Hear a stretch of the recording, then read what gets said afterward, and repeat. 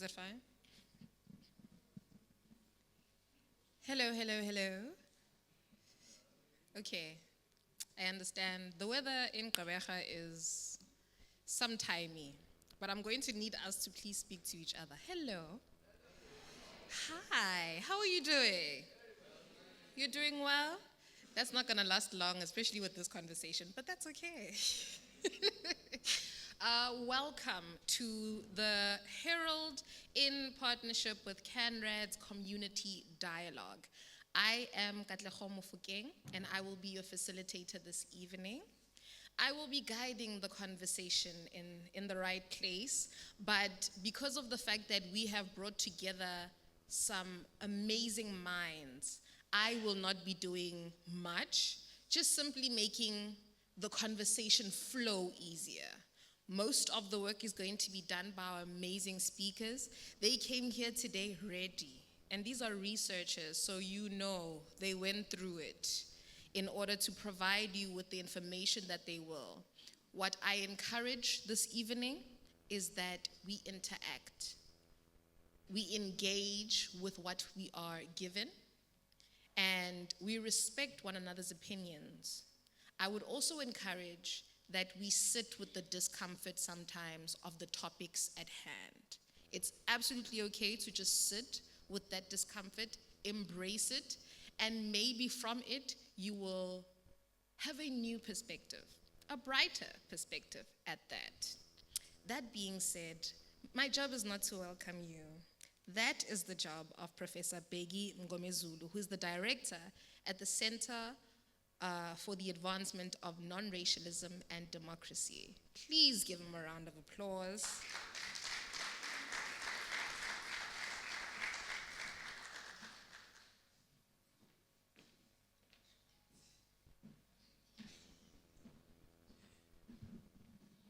Sanibonani. Hey, angikhathele umhlolo. And do you know why? It was Senzo Mchunu this side. Then it was Minister Nkabane that side. And then I was told that President Zuma went to Morocco. I had nothing to do with all three, by the way. But I found myself having to explain every little bit of it, including today before coming here. And I left another seminar on because you guys are more important than that seminar, so I had to come here, screaming and kicking. I'm mindful of the time, so I'll cut to the chase. I'll start off by greeting Nelson Mandela community, in particular, of course. I'm conflicted here. The CANRA staff, led by Sis B. Some of you know her as Umes Buiswa Scott. I call her Sis B. And then, of course, our esteemed partners from the Herald, and then our tried and tested facilitator, Ms. Katlego Mofokeng, affectionately known as Kat, but I call her Mafugwana. Those of you who know from Emzini Nsizwa, Mofokeng will be Mafugwana. And then our esteemed colleagues who have agreed to come and address us here, that is our speakers. And these are the people who are more important than all of us here, myself included. And then, ladies and gentlemen, those who have joined us in person and those who have also joined us virtually. You are all welcome to this dialogue, which is on a topical issue in South Africa currently, that is the land issue. One of the famous authors called Mark Twain once said the following, I quote, "Buy land, they are not making it anymore," end quote. Buy land, they are not making it anymore. Meaning that, of course, you better buy land now, before you know it, it will be gone forever. This was a demonstration of his vision and, of course, his touch with reality. Indeed, there is no factory that manufactures land. If you don't have it, chances are you might not get it again. In the novel written by Margaret Mitchell, titled Gone with the Wind, one of the characters, called Gerald O'Hara, said the following, I quote, "The land is the only thing that the world is worth working for, worth fighting for, worth dying for, because it's the only thing that lasts. Let me repeat that. The land is the only thing in the world worth working for, worth fighting for, worth dying for, because it's the only thing that lasts, end quote. In a way, these quotes make us understand why the Land Expropriation Act number 13 of 2024, which replaced the one passed in 1975, caused such pandemonium in South Africa to the extent that 49 Afrikaners left South Africa and relocated to the US under the guise of running away from the so-called Afrikaner massacre. And we all know that was a blatant lie. Ironically, when black people were truly massacred by the colonialists in Africa, including South Africa, and who wanted to dispossess them of their land, they had nowhere to go, not even to the USA, where the 49 Afrikaners went to. That's a shame. Does the struggle for land possession favor certain races and not others? That's one of the questions we need to deal with. What is the truth about land dispossession across the African continent? How does our reading of Franz Omar Fanon, who was born on the 20th of July 1925 at Fort-de-France, a capital of Martinique in the Caribbean, help us understand some of these questions? In other words, from a theoretical perspective, how do we then understand the situation we find ourselves in? In other words, how does theory help us understand the land issue? That's one of the questions I'm hoping our speakers will talk to. One irrefutable fact is that black people were dispossessed of their land. No one can deny that. And they died for it in the process. Here in the Eastern Cape, there is what is called the 100 Years' War, basically people fighting for their land. Currently, white people are crying foul that their land, in brackets, is being taken away from them and that they are being massacred. The common denominator in this is that both of them are talking about land. We have land on the one hand, and then we have debts on the other hand, both real and imagined, because black people died, killed by the colonialists for their land, and then some white folks are claiming that they are being killed for their land. And then, of course, I'm hoping that the 49 who left the country will not come back. We can't go back to a place where we'll be massacred, isn't it? It wouldn't make sense. So, where to from here? That is the main question. Will the reclaiming of the land and the reclaiming of the truth ever happen? That's the question, $1 million question. With that, please let us sit back, relax, and allow our esteemed guests to help us navigate through these and many other questions. With these few words, you are all welcome, ladies and gentlemen.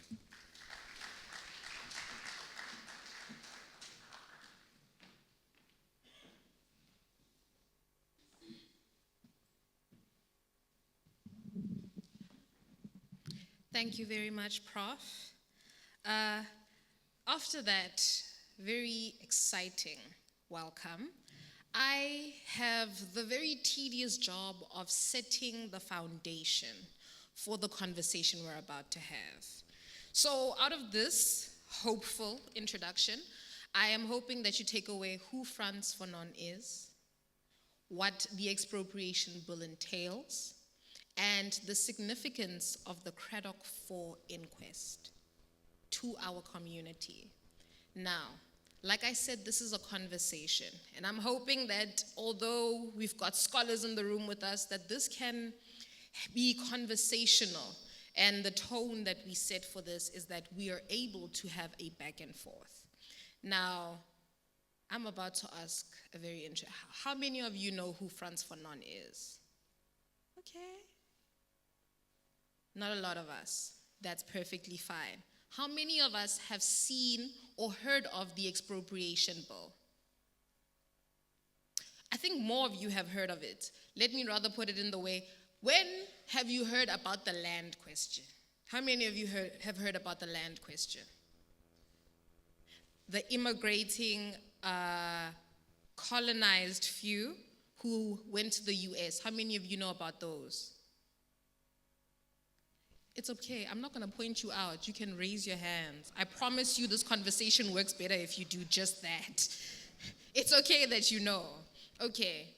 Now, understanding that we have limited knowledge on certain parts of the conversation is important, because then we're able to fill in the gaps for those who do not know certain things, and we can walk on one path. Does that make sense? So now this is a people's survey. How many of you know who Frans Fanon is? What about the land question? Are we aware of it now? Okay. And the Craddock 4? Ooh, look at the enthusiasm. That's better. Okay. Well, let me first start by saying that Frans Fanon was a West Indian psychiatrist and writer who fought with Algerian liberation forces against French colonial rule. His work spoke directly to the violence and injustice of colonialism and to the dreams of liberation that followed. He had many works, but in particular, Black Skin, White Masks. Fanon exposed the psychological scars of racism, arguing that colonialism forces the colonized to see themselves as inferior.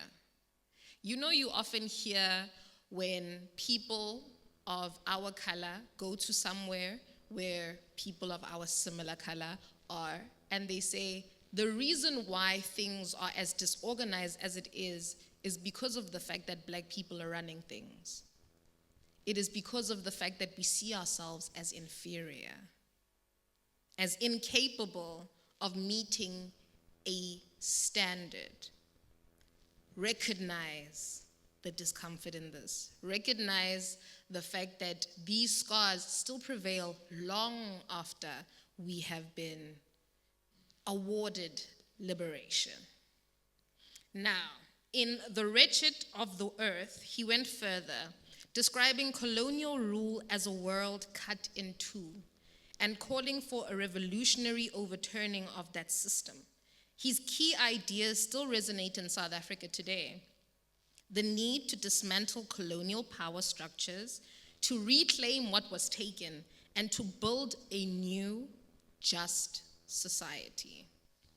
Now, he wrote for the oppressed, and he said this: for the oppressed, the most essential value is first and foremost the land, which will bring them bread and above all, dignity.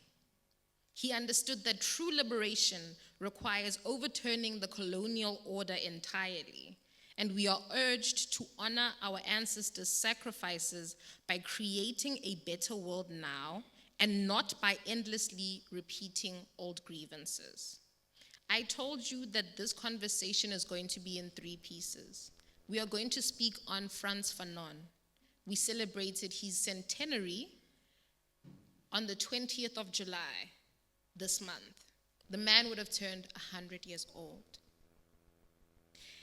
Now, then we're going to proceed to speak about the expropriation bill, what it entails, what it means, and possible ways to implement said bill.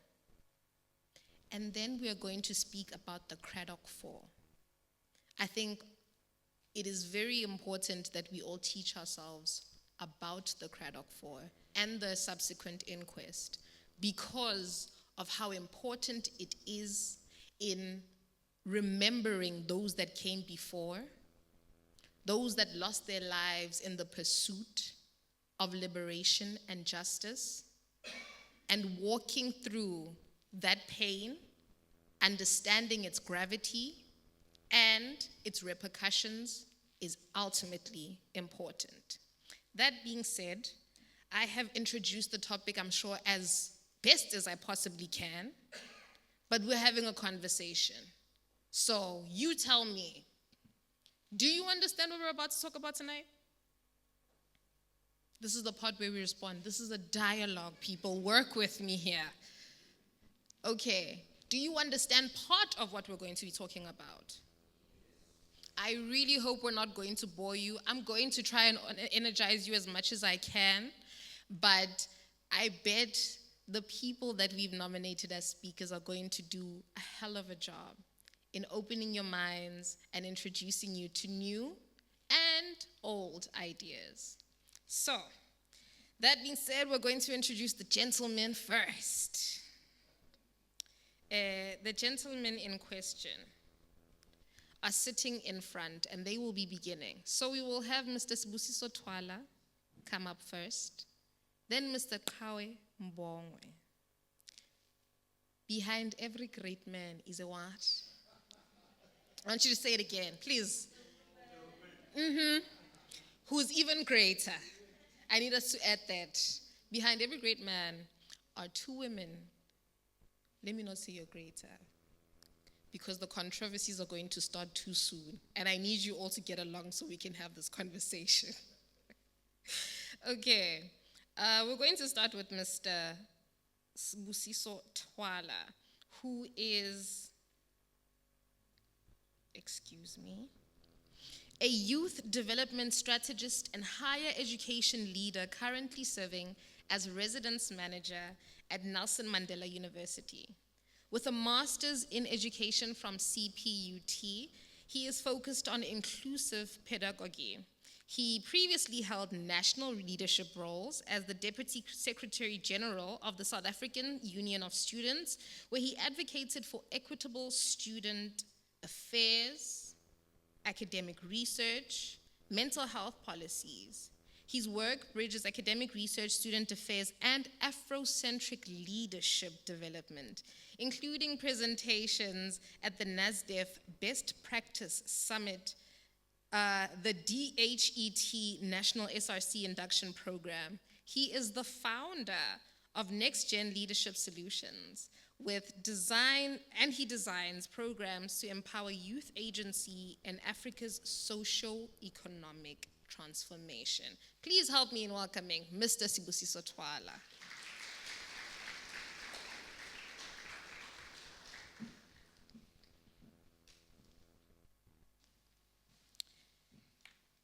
Next, we have Mr. Kawe Mbongwe, who's staring intensely at his notes, so the conversation is going to be very serious from there. He's currently reading towards a PhD in historical studies at Nelson Mandela University, focusing on the life and times of King Hintsa Kakauta. He holds a master's degree with cum laude in history and honors in history and a BA in history and sociology. He has worked as a researcher in the Department of Research Support and Management, as a research assistant at the Chair for Critical Studies in Higher Education and Transformation, and as an intern at the Center for the Advancement of Non-Racialism and Democracy, all at Nelson Mandela University. His research interests include 19th century South African historiography, Xhosa resistance to colonialism, Black existential philosophy, and indigenous history. Please help me in welcoming Mr. Kawe Mbongwe.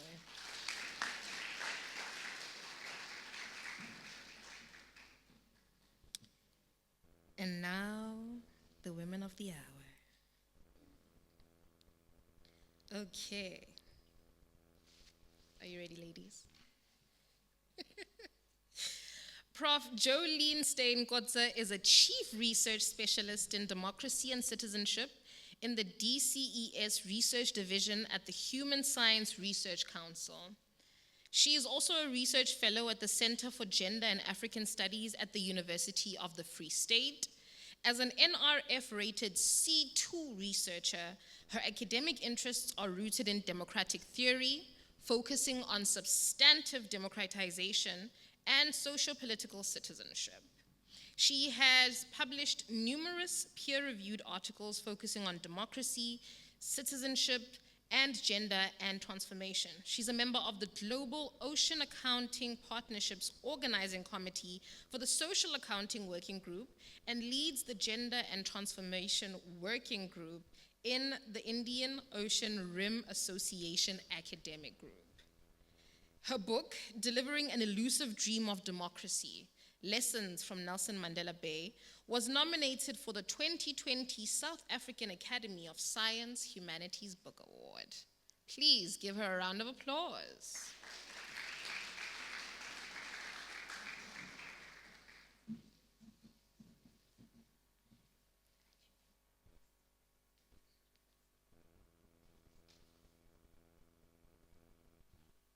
Ooh, okay.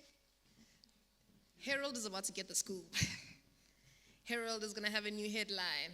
This is her first engagement as a newly appointed professor at the Faculty of Humanities at Nelson Mandela University. Big boss things happening over here. Oh.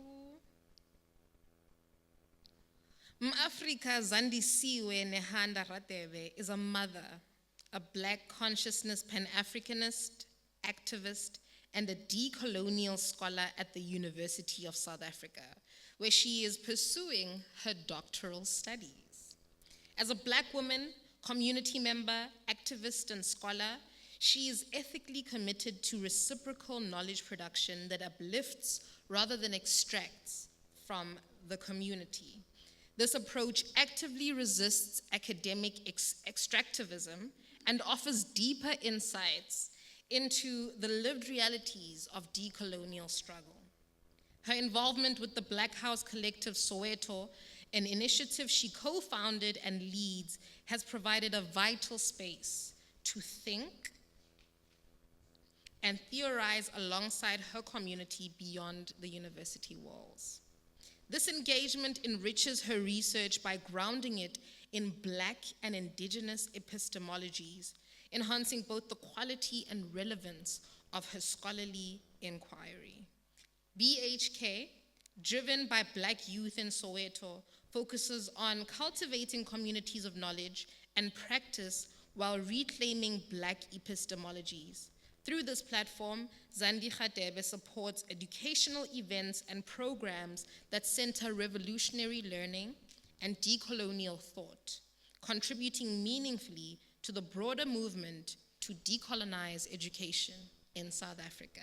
Please, a round of applause.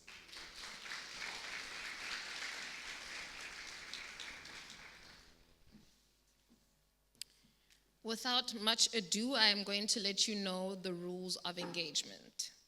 Our speakers will be giving opening statements. From then on, I will be interacting with them, and the floor will be open for questions and answers. Please take in as much information as you possibly can. If you have somewhere to write everything down and interact with us. The entire purpose of this is for us to have a conversation so we can co-create knowledge, so we can share it, and so that we empower ourselves and our communities by being even in close proximity with us are empowered too. Without much further ado, Mr. Sibusiso Twala.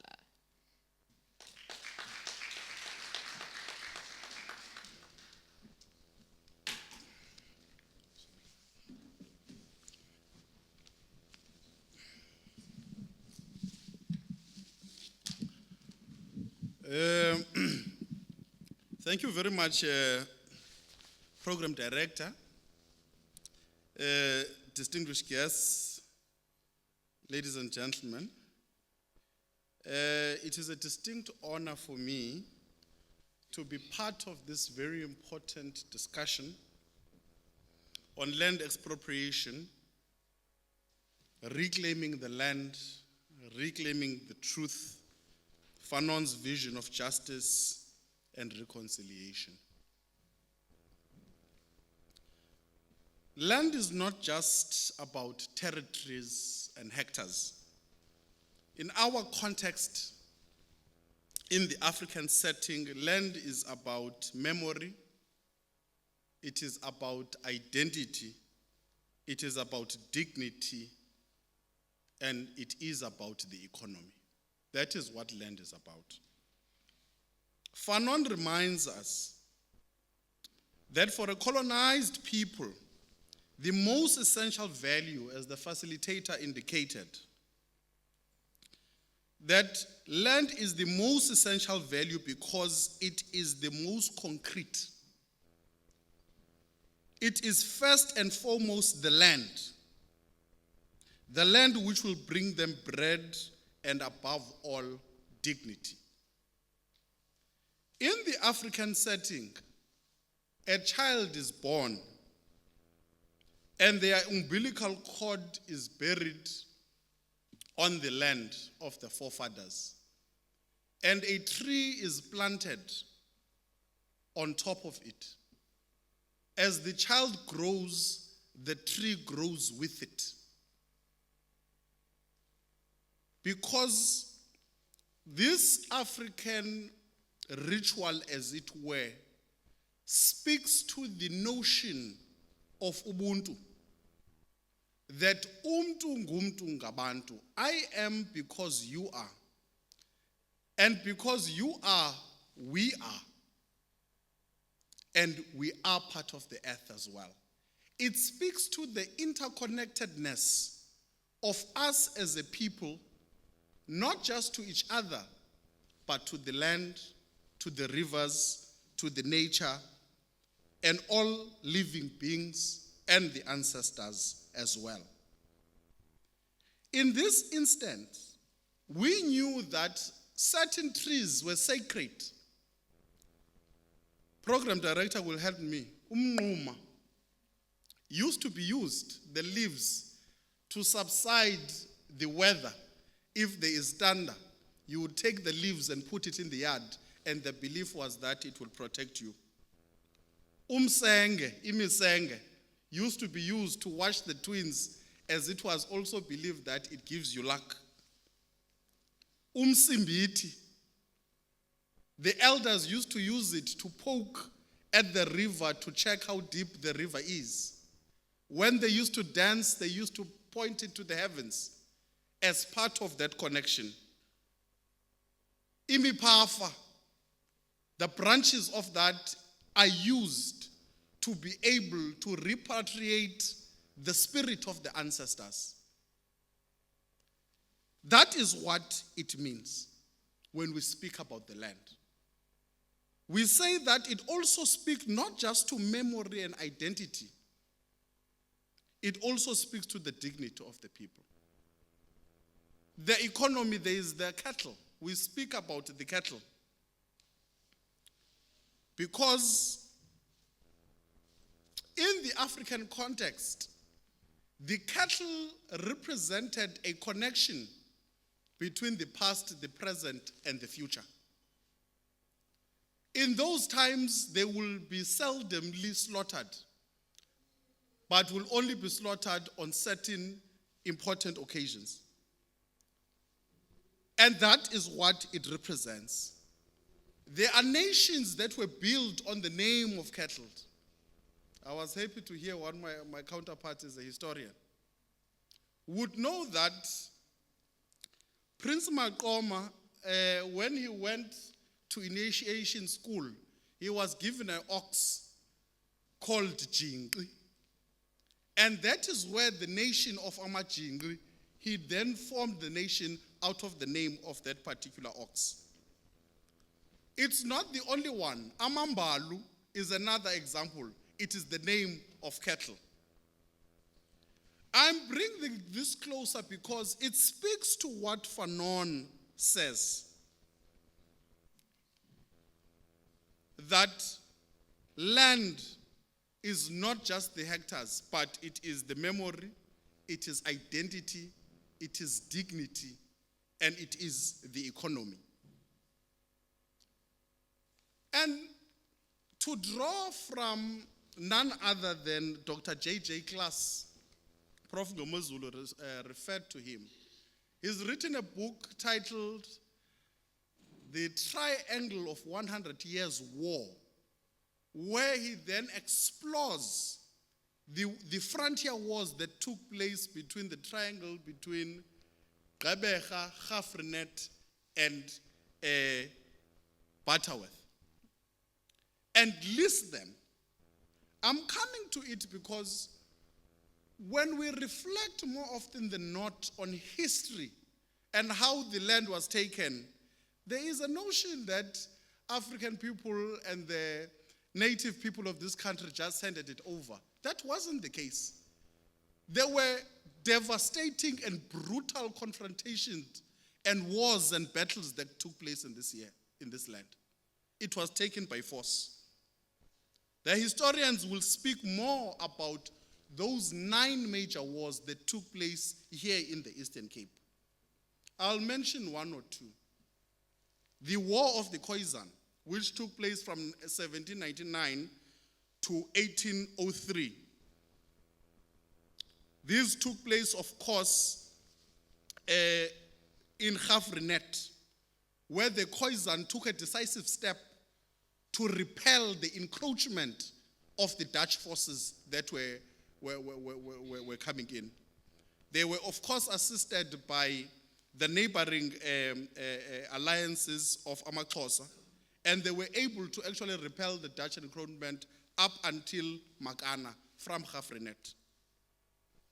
The War of Yinsa is another very important one, 1835 to 1836, which of course was triggered by the wounding of Prince Xhoxho, the son of King Ncika.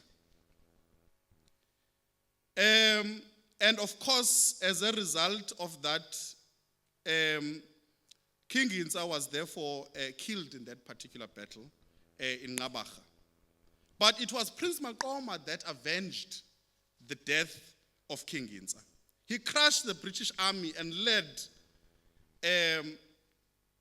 and repelled Major General Harry Smith, who was one that was leading that. And this marked the first defeat of the British army on the African soil. There were many others. The War of Sandile is another one, where the British army suffered the worst humiliating defeat in Africa, which led, of course, to the resignation of Major General Hare, of which the University Fort Hare is named after. It was only in the last war, the War of Ngaichibi from 1877 to 1879, that resulted in the defeat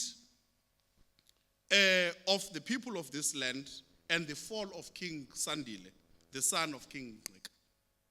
And part of the reason that happened was a result that the people were still recovering from the cattle lung disease that decimated the majority of the cattle that belonged to the African people in this part of the world. And Dr. J.J. Klaas, in that particular book, dispels the notion of this story of Non-Racialism, that they had a dream and therefore the people killed the cattle. No. How could a people, as I've indicated earlier on, who had connection, because cattle to them was a connection from the present, from the past, the present, and the future. But it is true that when they brought in that European cattle lung killing disease, it decimated and infected most of the cattle, and therefore they had to kill them to ensure that they save the few that were left.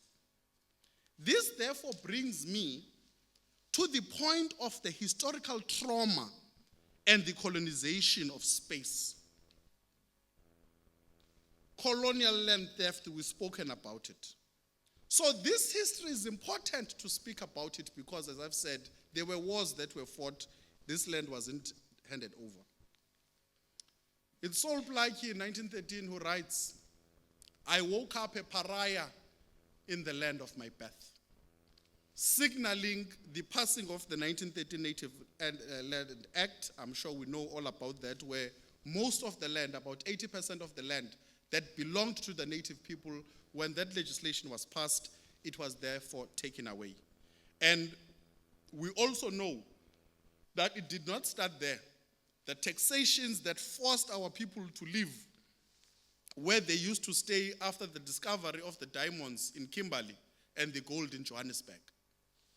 But 1913 is significant. Also, the Spatial Apartheid and the Group Areas Act that dictated where, and the forced removals that, of course, ensured that race and geography would be violently entangled in our country. land as identity. I've spoken about what Fanon speaks about.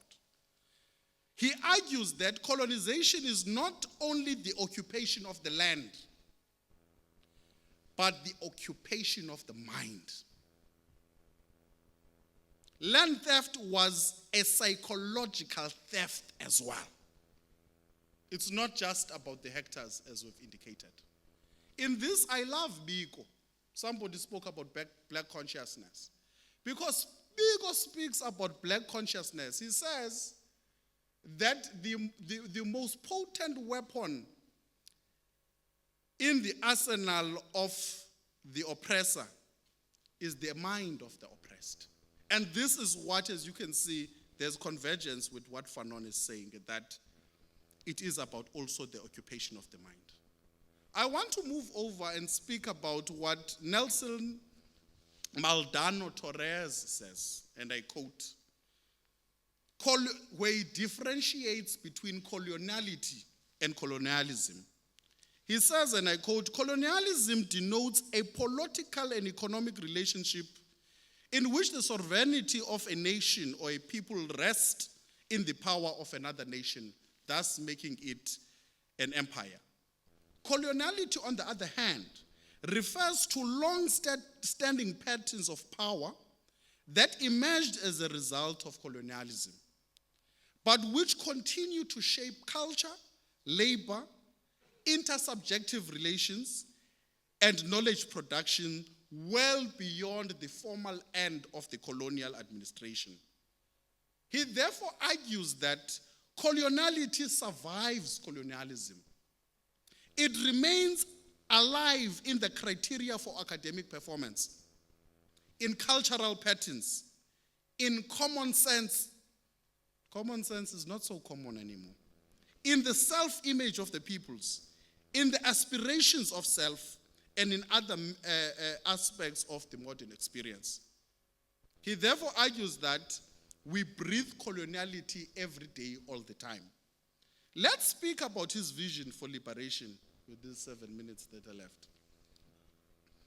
In The Wretched of the Earth, Fanon says decolonization is the replacing of certain species by men, of men by other species. He argues that, or he does not see decolonization as a peaceful transition of governance or a symbolic inclusion of black people into colonial structures.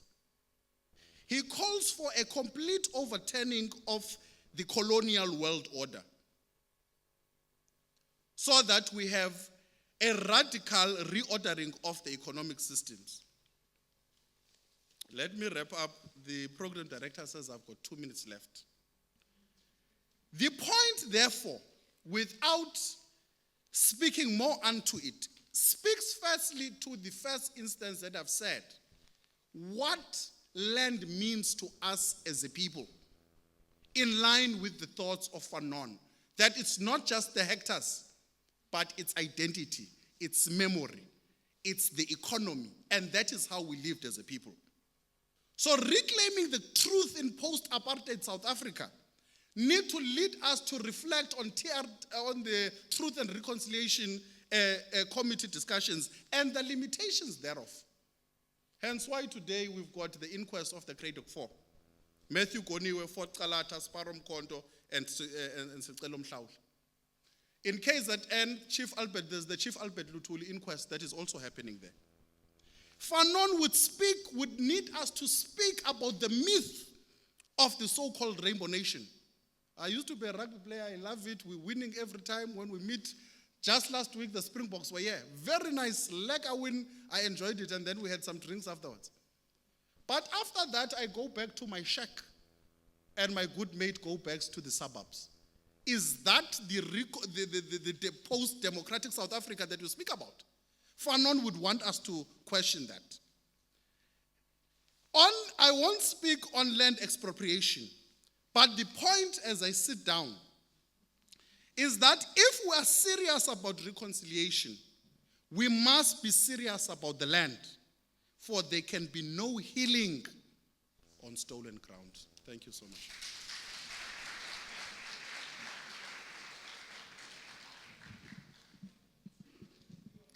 Ladies and gentlemen, Mr. Kawe Mbongwe.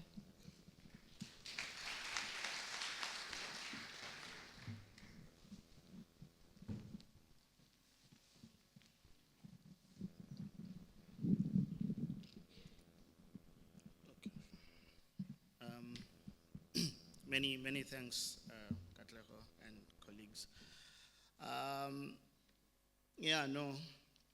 I must admit that when I got the invitation to be part of this conversation from Brasobs, I asked myself, where are all the intellectuals to be doing all this important work? Because Tina were just mere students. But I was quite intrigued by the idea of, within the theme of what we are talking about today, I was quite intrigued by the invocation of the Truth and Reconciliation Commission.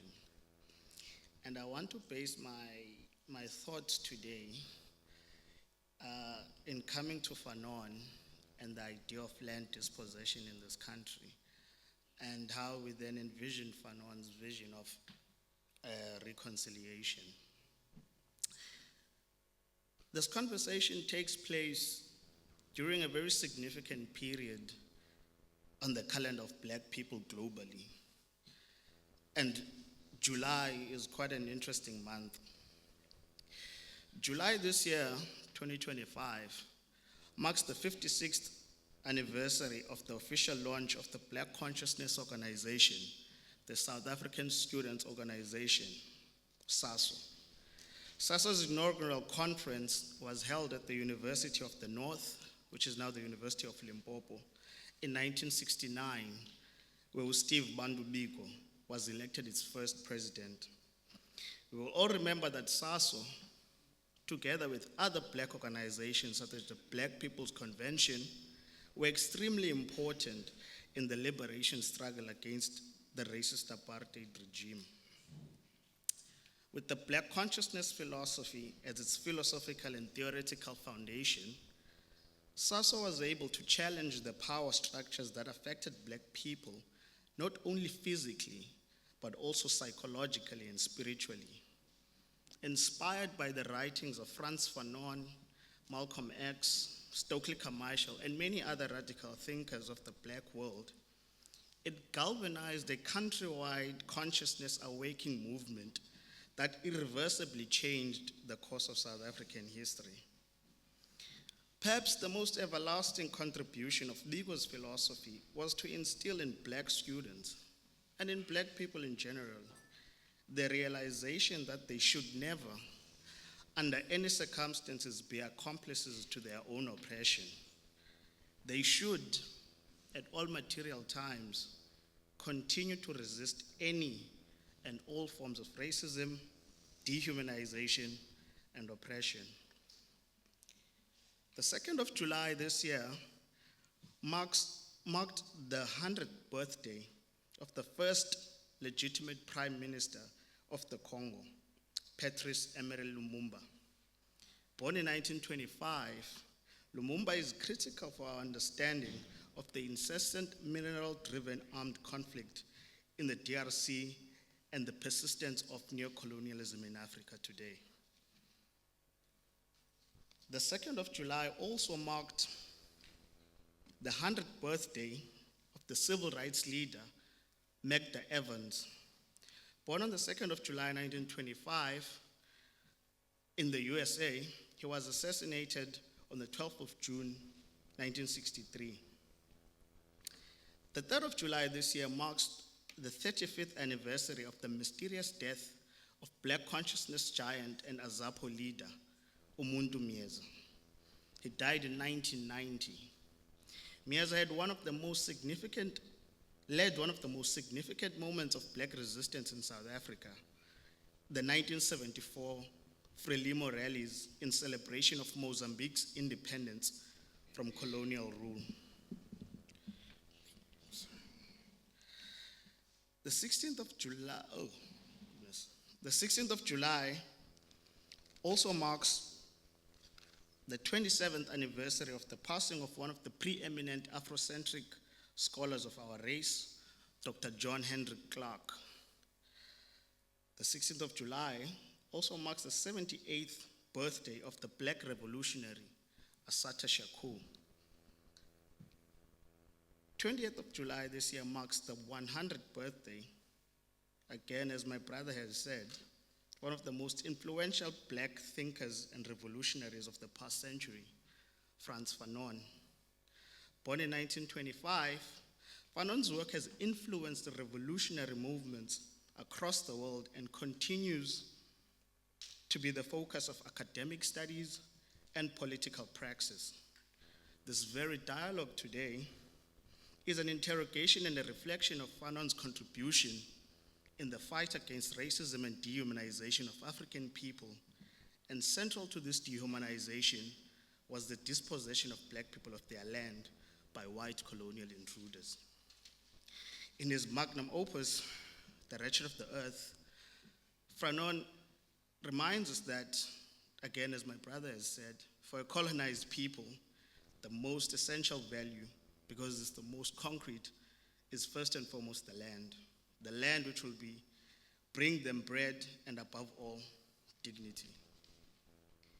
20th of July this year marked the 58th anniversary of the hosting of the first Black Power Convention in New Jersey. This conference was held in 1967 and was attended by more than 1,000 delegates, representing over 280 Black organizations from across 120 cities, under the theme, The Unity of Black People for a Greater Good for All. The significance of this gathering by Black people was that it aimed to establish a unity among African Americans based on the philosophy of Black power and lay the foundation for future programs.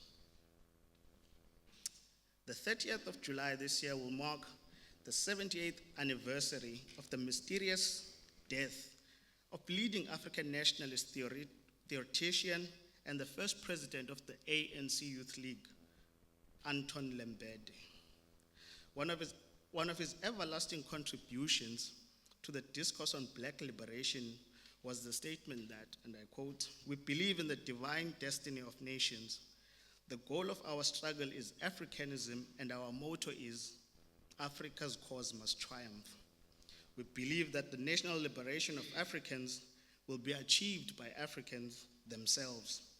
We reject foreign leadership. We may borrow useful ideologies from foreign ideologies, but we reject the wholesale importation of foreign ideologies into Africa." It is therefore commendable that the colleagues at the Center for the Advancement of Non-Racialism chose this month to have such an important dialogue.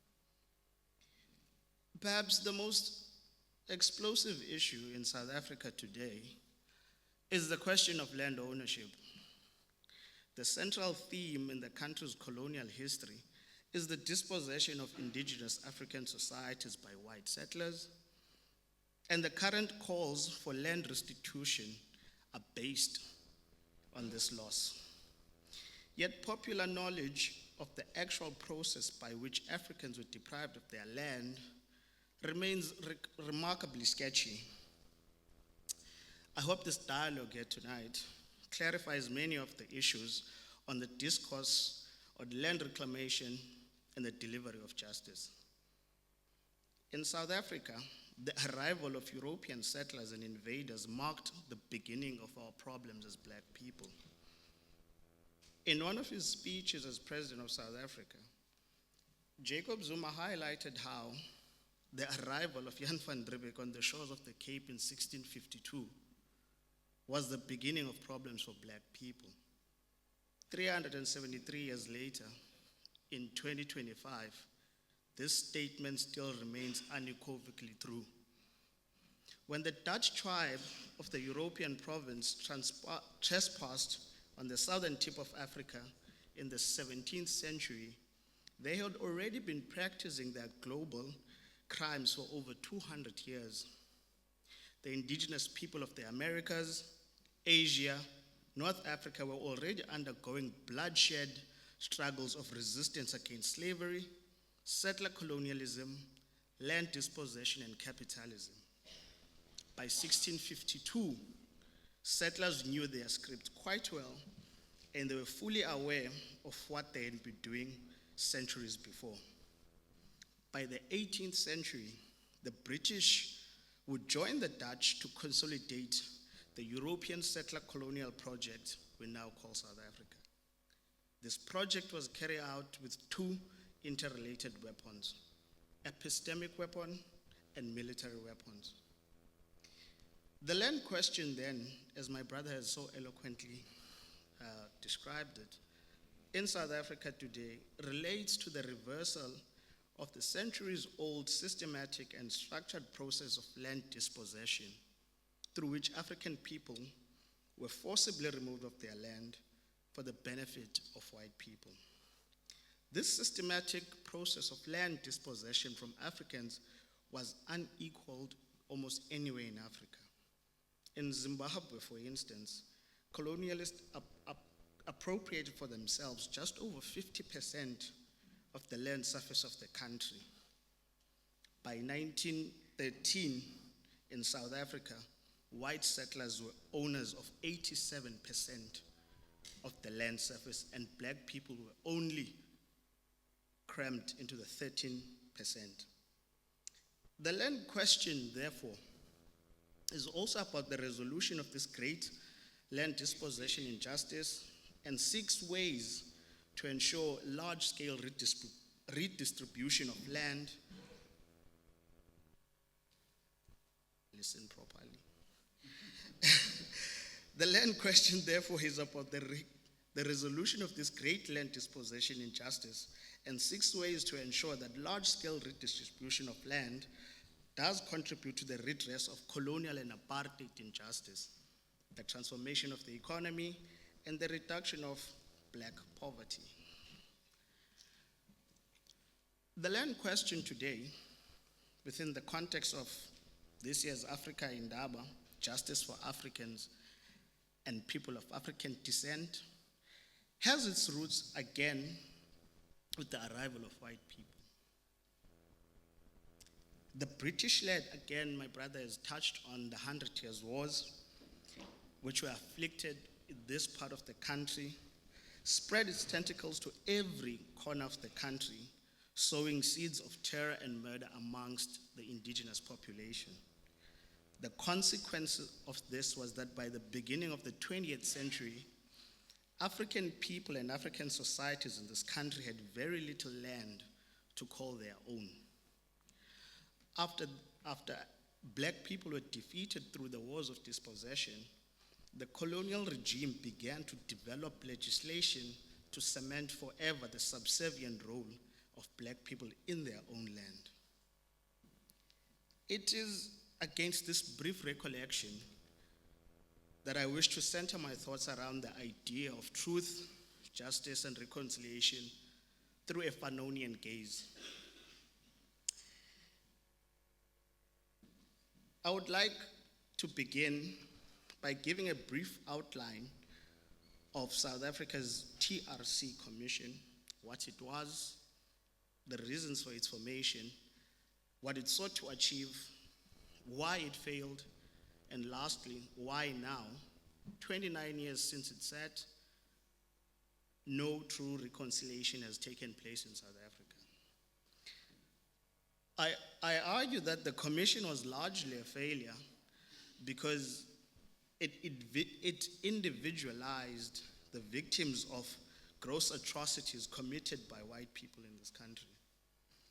In highlighting this point, as I've outlined, I would look back at the establishment of the TRC, its goals, and how it proposed to achieve these goals. By way of conclusion, I will attempt to highlight that the TRC failed largely because it misdiagnosed the effects of colonialism on black people. This is because it compensated them individually, whereas colonialism and apartheid systematically oppressed people, not as individuals, but as entire groups. The TRC also attempted to hold individual apartheid perpetrators accountable, further failing to realize that apartheid was systematic and thus failing to compile a comprehensive record of the atrocities committed by the apartheid government. By way of conclusion, I will attempt to demonstrate what other alternatives could have been explored and how a Fanonian understanding of South Africa's colonial past would have ushered a more just society for the victims of settler colonialism. Now, the goals of the TRC in its report were to develop a complete and total picture of the gross violations of human rights that took place in South Africa between 1960 and 1994, to restore to the victims of apartheid their human and civil dignity. Now, the TRC allowed the victims of apartheid to tell their stories and recommended how they could be assisted. It also brought in an amnesty clause which stated that all perpetrators would be granted amnesty on condition that they give full disclosure of their abuses to the TRC. Divided into three committees: the Human Rights Violations Committee, Committee on Amnesty, and lastly the Committee on Reparations and Rehabilitation. As I'm concluding,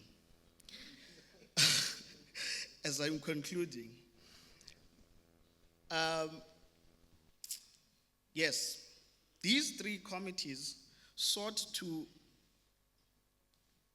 redress issues of the past, and I hope in the discussion I will expand more on the limitations of the TRC and its failure to foster a reconciliation amongst the so-called Rainbow Nation.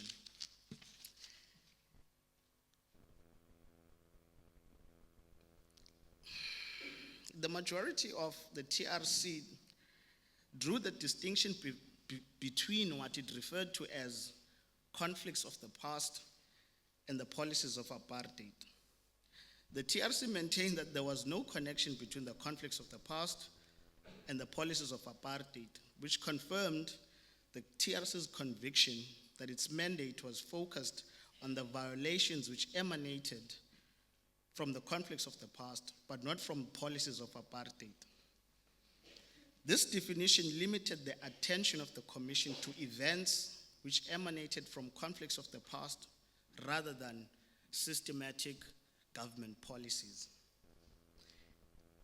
I see the chairperson has been standing, so I will expand more on these in the question and answer. Thank you very much.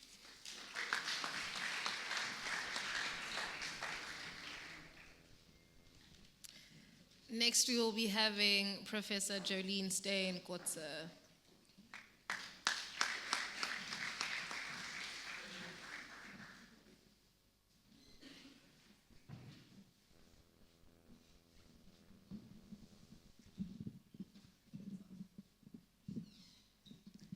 Good evening, Program Director and guests of the community.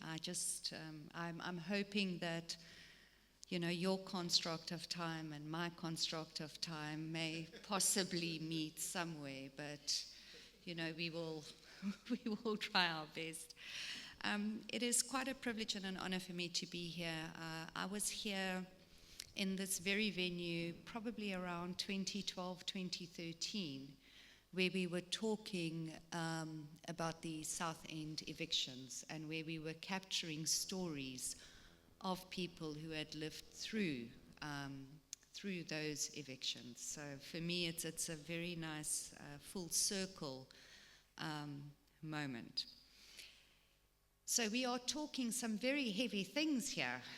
If you think about it, we are talking truth, land, reclamation, Cradock 4, questions of justice, questions of understanding. And before I hopefully add something to the discussion, I would like to tell you a story. Some weeks ago it was very hot. I don't know if you remember that one very, very hot winter's day that we had here in Gqeberha. Yes? Yes? It was terribly hot. And I happened to be in my car driving. And I saw this body of water. And I thought, oh, that water looks so inviting. Cool down, it's very hot. And yet when I got to the edge of the water to go and take a swim, there was a sign that said, fine for swimming. And I stood there somewhat confused. Was it fine for swimming? Or would I get a fine for swimming?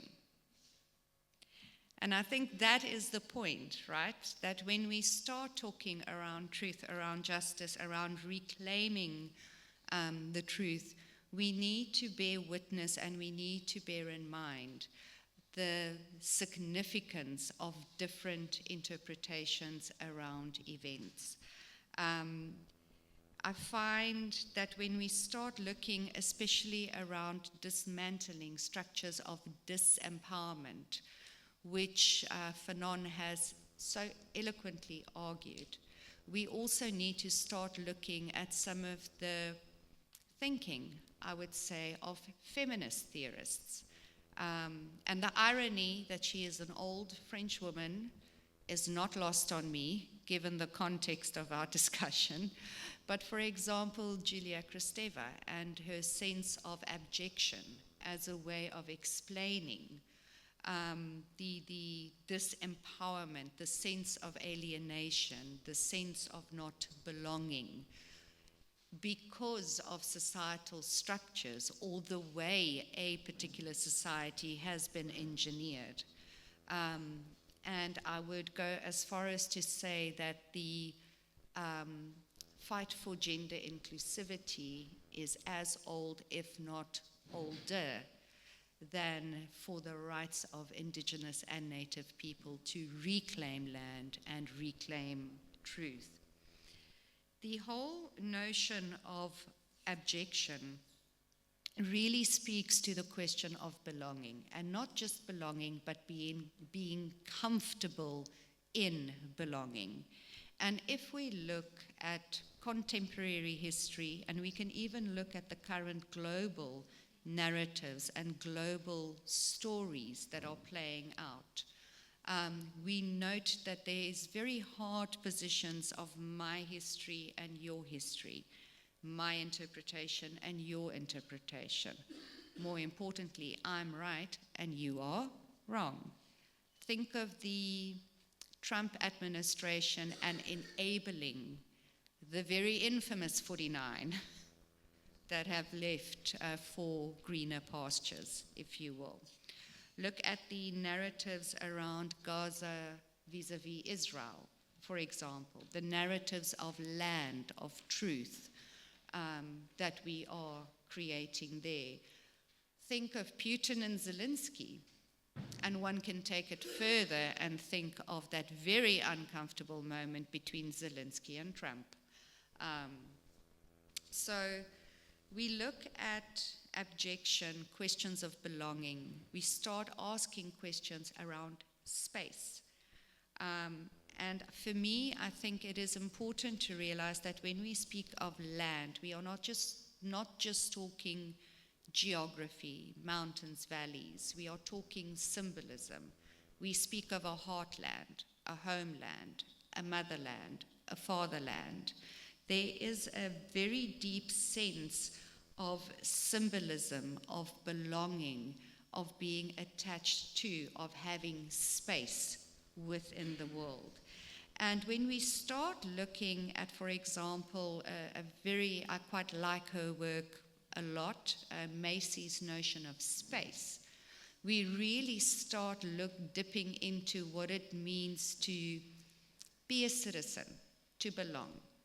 we start dipping into questions around the politics of redistribution, the politics of distribution, more importantly, the politics of recognition.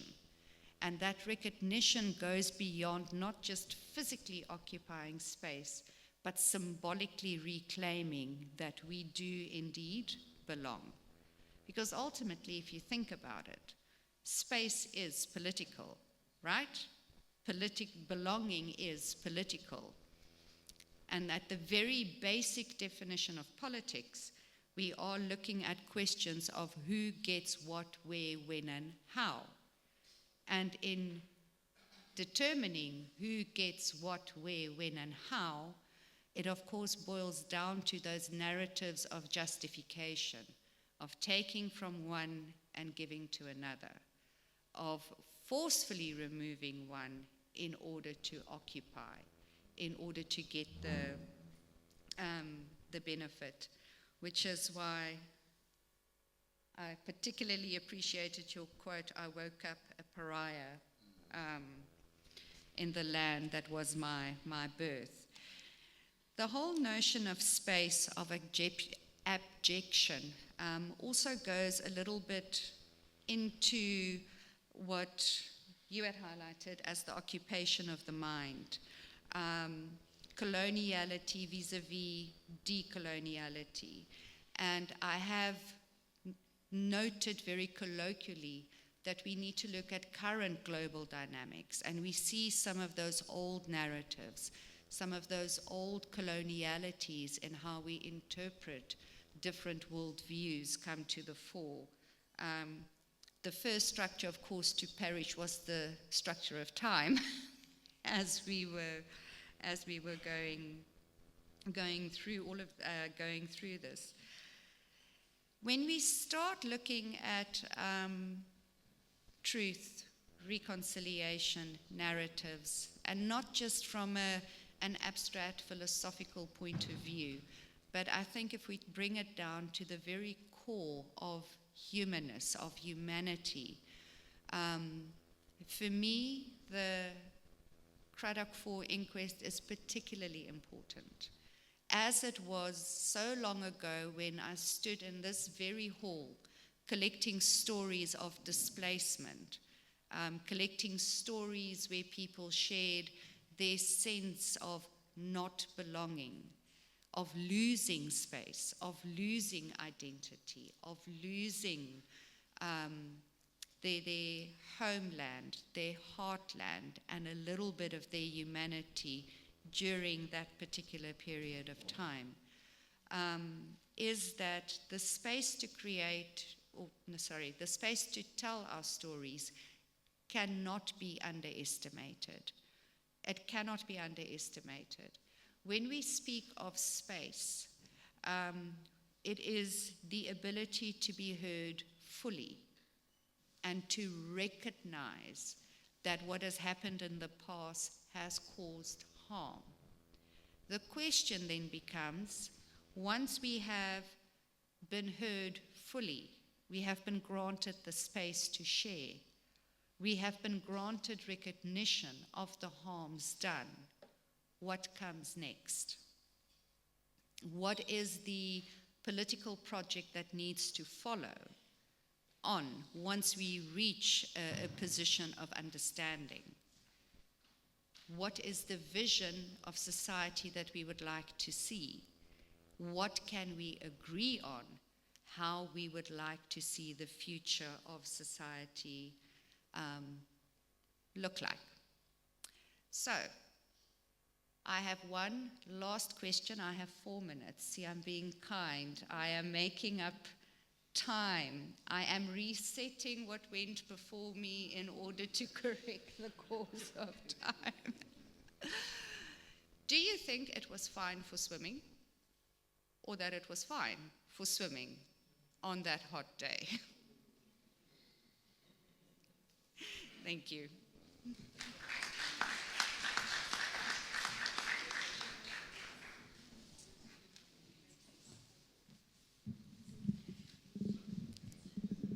Notice how the men went overtime and the women are actually considerate of time.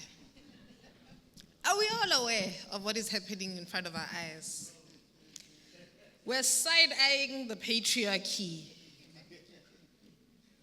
And we're giving thanks to the feminism. Next, we have Ms. Zandi Khateb.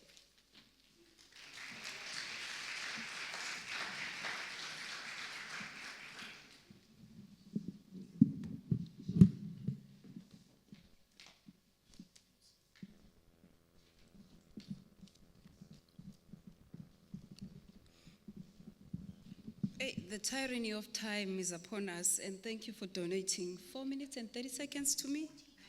Yes, thank you so much.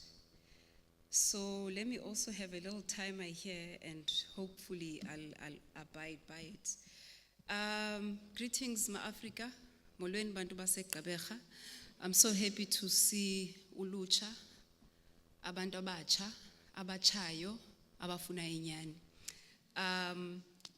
My work at the Black House Collective is mainly on, it's not academic at all. In fact, Black House Collective is where I go to get the truth. And this is why I didn't want to include the university in my bio. I'm bringing knowledge that I've been bestowed or blessed with from the community.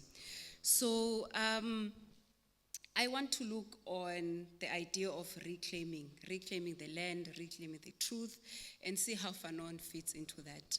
And I was going through my notes, just canceling some of the unnecessary things which my colleagues have dealt with. So my approach is I want to center tools that people use to learn, right? Non-academic tools, but effective knowledge production tools nonetheless. And one of these tools in the Black House Collective, and as you have seen elsewhere, is Amagwijo, the liberation songs. If you want to know the temperature of the country, you must go on YouTube and listen to what the young people are singing. And as you listen to Amagwijo, then you get to know where the thinking is of the country. And I want to center Amagwijo because I believe in understanding the land question in South Africa, what some of us call occupied Azania, you need to have a very basic knowledge of the two dominant lines of struggle, right? The first line of struggle that I want to focus on, and I'll also bring in Amagwijo from that tradition, is the Congress movement struggle. In other words, the ANC line of thought. And the other line of struggle that I want to center in this conversation is the Azanian line of thought, and that is the Black consciousness movement as well as the Pan-Africanist movement. We are here, Ma-Africa, as the indigenous people of the land, still landless because of these two lines of thoughts, right? And I wanted us to get a sense of how, our people during the liberation struggle were thinking about land, right? We're thinking about liberation and freedom, but not only how they were thinking about it, but also how they felt about land. I think Amagwijo also gives us access to a people's structural feelings, right? So I'm gonna focus primarily on 3 songs, and I hope you can sing with me. And when you sing, the time goes to them, not to me, ne? Can you just be clear? So in order to save time, please, sing fast and get to learn. So the songs that I've chosen from the Congress movement, I believe speak to the ideological line of the movement, right? The movement obviously was formed in 1912, right? And Amagwijo come in later in the 60s, in fact, after Sharpeville, when MK went into the into exile, right? And I chose Amagwijo because this is not songs that were written by the high command of the army. These are songs that came from the rank and file, the people who are at the very bottom, right? And the same for the Azanian, school of thought. I'm going to look at the songs that shape IAPLA, the Azanian People's Liberation Army, and I'm going to look at the songs that shape EMK. And I hope you can then be the judge in terms of, firstly, why we are still here, right? So the first song that I want to bring into the conversation is a song that comes at a moment where two prominent leaders were arrested. From the Congress movement, Nelson Mandela is arrested, right? He is in Robben Island. And in the Azanian school of thought, or the Azanian tradition as it were, Sobukwe is in prison, right? Both men are in Robben Island. Now the conversation from the rank and file is that we need to liberate these leaders. But listen to what the MK guys sing, right? So you have to picture them, approaching their leader, O.R. Tambo, and giving him a message to say, as a leader, this is what you must do. I hope you'll sing with me. The song goes, Oliver Tambo, Nazoke, Teta no pota akulu. Oliver Tambo, Teta no pota akulu. Mandela zobusa, kululu Mandela zobusa. Amandla. That's it. So that's 2 minutes on them. Beautiful song. Thank you, comrade. I think I'm going to count on you. So in that song, Ma Africa, in that song, I like that you are alive, you are back. In that song, the rank and file is saying, Oliver Tambo, go and talk to Botha and instruct him to release our leader. Right? I'm going to pause it there. Then I'm going to bring in the Azanian tradition. I wish I was in Joburg, in Orlando in particular. So the song is very simple. It's in Sesotho. It says, Ndate mtupeng, teta no Mugabe, siye emanzini, siolandu so tumelanu, Ndate mtutumelanu, apla tumelanu. Siye emanzini, siolandu so tume, we apla tumelanu, we apla. We apply tumela, we apply forces tumelanu. Nibambile. Ndiyayibona nyayithanda ibambeni. So in that particular song, the message is the same, right? But the politics are different. Oh, you wanna participate? I like this. So in the Azanian tradition, the message is that Nkokeli yethu, our leader, Ntate Mutupeng, and it doesn't say Oliver Tambo. There's an element of respect because you are saying Ntate, he's an elder, which tells you that it was a song composed by the youth addressing the elders. Don't let them lie to you. The youth are the leaders of the revolution, but you must follow the elders. They are saying, Ntate, please talk to Robert Mugabe. Why Robert Mugabe? They are Pan-Africanists first and foremost, right? To deploy us to go to the island, Emanzini, Siolandu Sobukwe. There is agency there. It says, send us, send us. I mean, Iguicho is a call and response, right? When you responded, you said, Tumelanu apla, Tumelanu ap. These are songs that are composed, Enkampini in Tanzania, Bagamoyo in particular. So, picture yourself as a 16, 15-year-old boy, girl, outside of South Africa, apartheid South Africa at that time. You've received the training, but the high command is not sending you back to fight. And Sobukwe is in prison, and you get wind of this thing, and the song comes up to say, look, send us, send us. And dictating a tumamina, please, my African, and confused. The I think the moment that created, I think, or rather clarified or crystallized maybe, these two lines of struggles was the Freedom Charter moment, right? This is a moment where in the Congress tradition, it becomes very clear that, the political approach is to integrate, is to compromise, right? And when you read the preamble of the Freedom Charter, the first thing it says is that South Africa belongs to all who live in it, black and white. And that's what created a very serious contradiction and separation, which birthed the Azanian tradition. When Sobukwe left the ANC, he was not expelled, by the way. He took a political decision to form the PAC because they believe that, their slogan even says, "I-Azania izwe lethu," right? We welcome everyone, but on our terms. And the Freedom Charter moment in the Azanian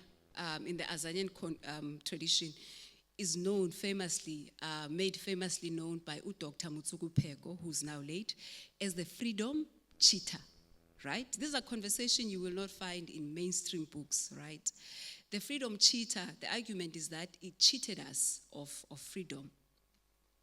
And some of the songs that came out, which, spoke to the level at which the Freedom Cheetah reversed, the liberation struggle, at least from the Azanian school of thought, I hope I'll have time to get to. Now, I want to look at the two military wings, right, of these two liberation movements.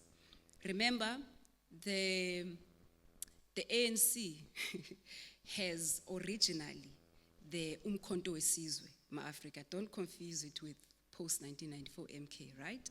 These were young men, under the commander of many people, but especially uKhrisani, who were the vanguard, the liberation or the revolutionary vanguard of the ideals of the Congress movement or the ANC in this context. And on the Azanian front, we've got iAPLA, So some of the songs, this is something very interesting, some of the songs that were sung by the MK, which were more combative, have been either silenced or written out of history. I mean, there's only two famous songs that I know. And the one, I hope I can play it if my machine, maybe we'll sing, right? The first time I heard that song was during the funeral of Africa Khrisani. And I've not heard it since. It's even hidden in the archives, right? And when you listen to that song and you see what, the Congress movement is trying to do with that song, it's trying to fit it in the post-1994, but the song refuses because the song is speaking something different. It says, Hamba kahle mkhonto mkhonto wesizwe Tina bantu bomkhonto sizimisele ukuwabulala wona lamabhulu. Ibambe napho ma-Africa, thank you, you've got me.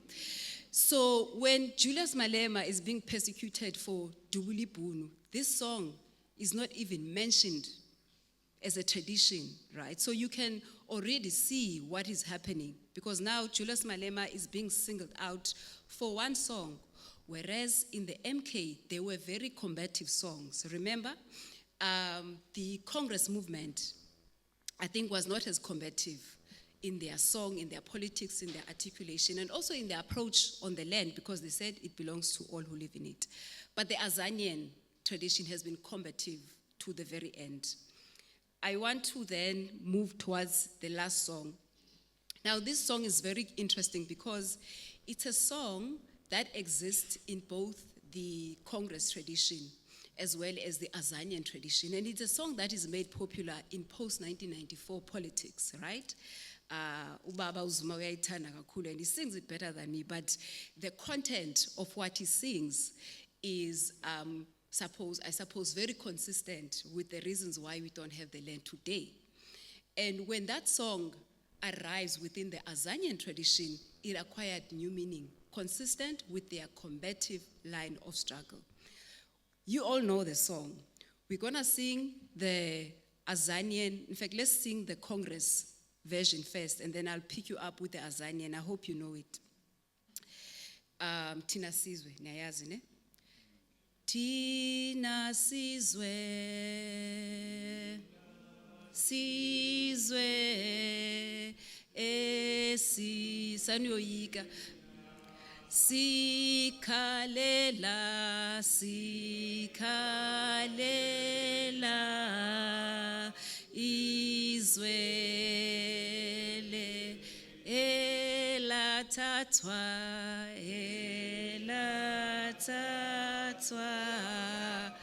gabamhlo, mabayeke,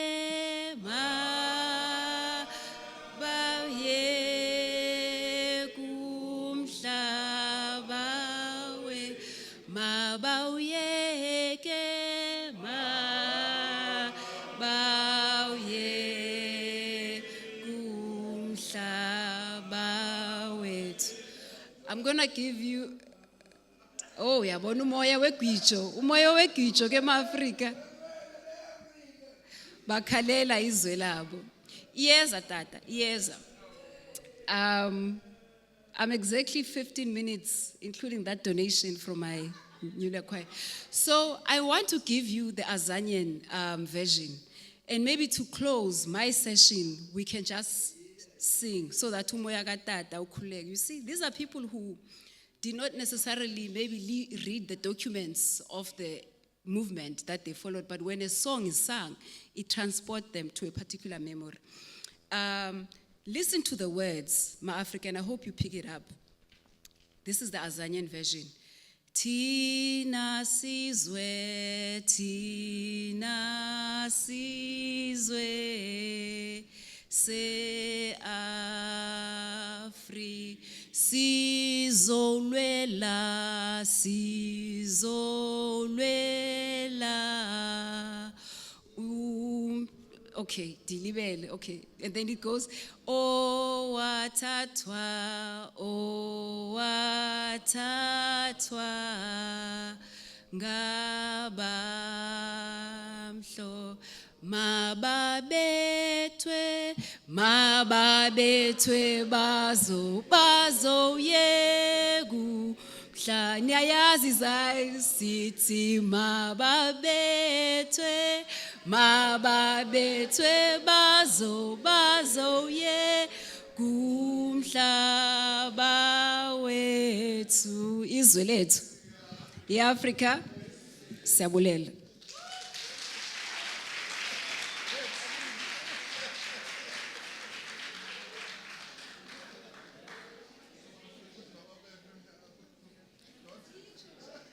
I have so many qualms with you.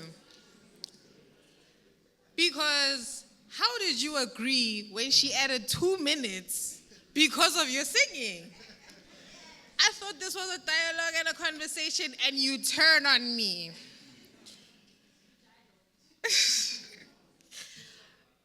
I want us to take a minute to look around the room, not at the other people, but at the walls.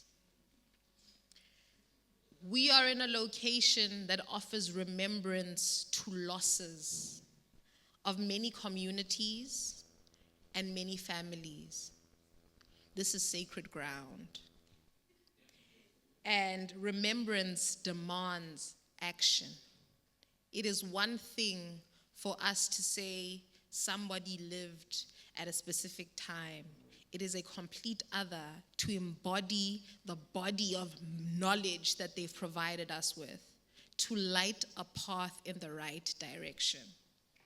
We are opening up for a very short Q&A because you sang. Since you guys are joyous celebration, you will not be able to get a lot of questions, I promise. You will get as many questions as possible. We're going to open it up to the first round. We will be giving out 4 slots for questions. So, are we ready to have a conversation with the panel? This is the part where we speak. Oh, you see? That's the problem.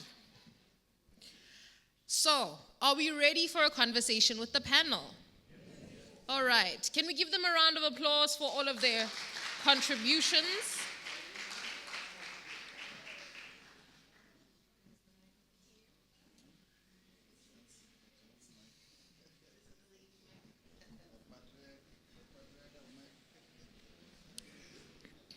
Okay, we're going to have roaming mics in the crowd. How this works in a community dialogue is quickest hand always wins. That brother over there already won. Everybody needs to put down their hands. The first slot has already been taken, sir. We are told now we get 2 slots done, 2 down. Okay, sir, and you, sir. We have 4 questions that are going to be asked. We have roaming mics. And you can direct this question to the panel at large. 3rd row.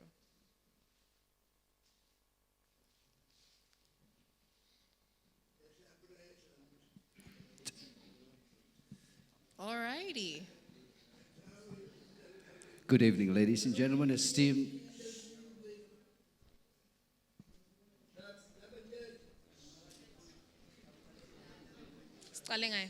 Okay, we can start with him.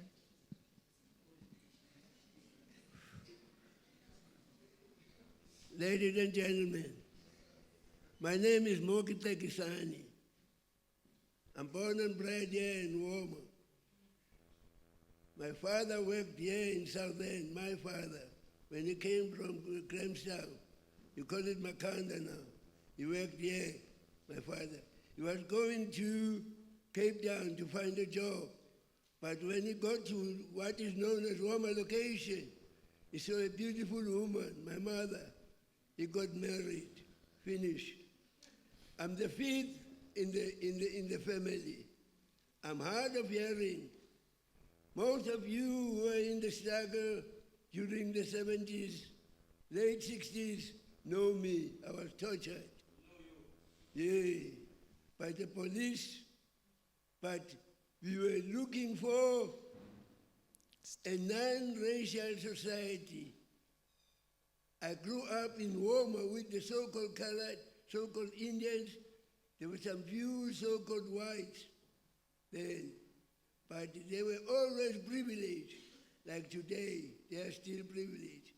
Now I want to explain some few things that you don't understand. When people speak about black consciousness, when Steve Biko died, he died next to me, and there's nobody who can talk about Biko except me. His son doesn't even know his father. Now, black consciousness is a quest for true humanity. When they came here, our grandfathers were proud, they had land. They took them, they defeated them. They changed them, and they became what is known as a Bantu. That's why you are happy to be called Bantus and plurals and non-whites, you. That's what they did. Now, when Biko came, Biko was the only one to define black relevantly. Stokely Carmichael was there, Martin Luther King was there. They were talking about this, the pigmentation. Biko said, black consciousness, those that are blacks are those that are politically, socially, and economically deprived by law. Now I ask him, I say, hey Biko, what about colors? Because colors are getting better privileges. He asked, who's giving them those privileges? He said, cut the hand that is giving, there won't be any hand that is giving. That was Steve Biko. Biko, Sabuka was there. I'm not talking about reading in the papers. I'm talking about sitting with these people. Sabuka was listening. Pan-Africanist Congress of Tanzania. He was listening.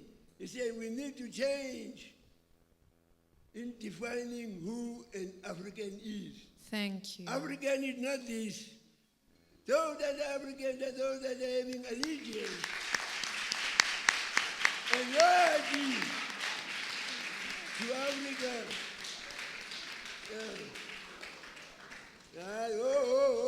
I'm talking far better things than them. I'm talking far better than them. They don't know. They don't know.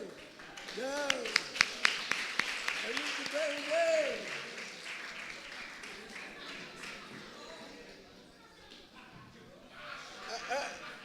I'm not trying to make myself better. I met with the president. He invited me to Pretoria recently to talk about environment, education, and black consciousness. Ramaphosa, he asked me, Moki, when that did you meet with me? I said, I think, Mr. President, it was 1971. Most of you were not born by that time. When I met, I said to him, sit down, we're talking nonsense. He was president of SASO, South African Student Organization.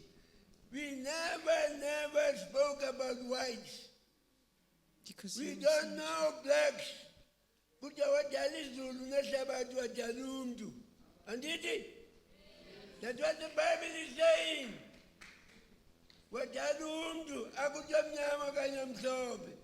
All these terms came with these people. These are white, these are colored, these are Indians and all that type of thing. So black consciousness is what can take us forward. Nico said, thank you very, very much. Black consciousness.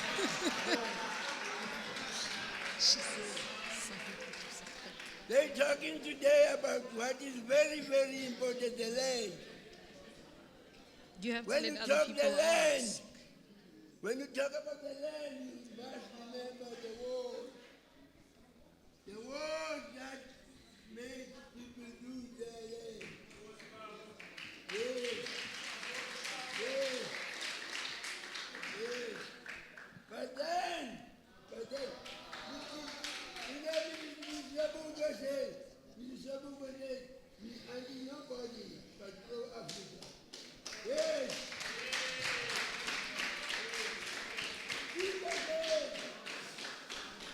Leli lizwe lokoko bethu, leli lizwe labantu abamnyama.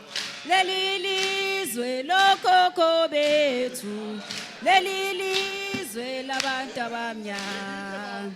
Leli lizwe bawo, leli lizwe labantu abamnyama. Leli lizwe bawo, leli lizwe labantu abamnyama.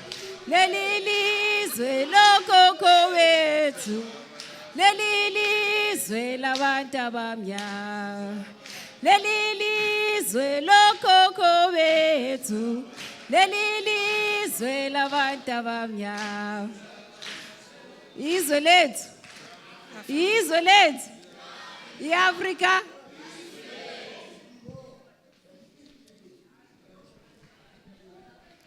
Program Director.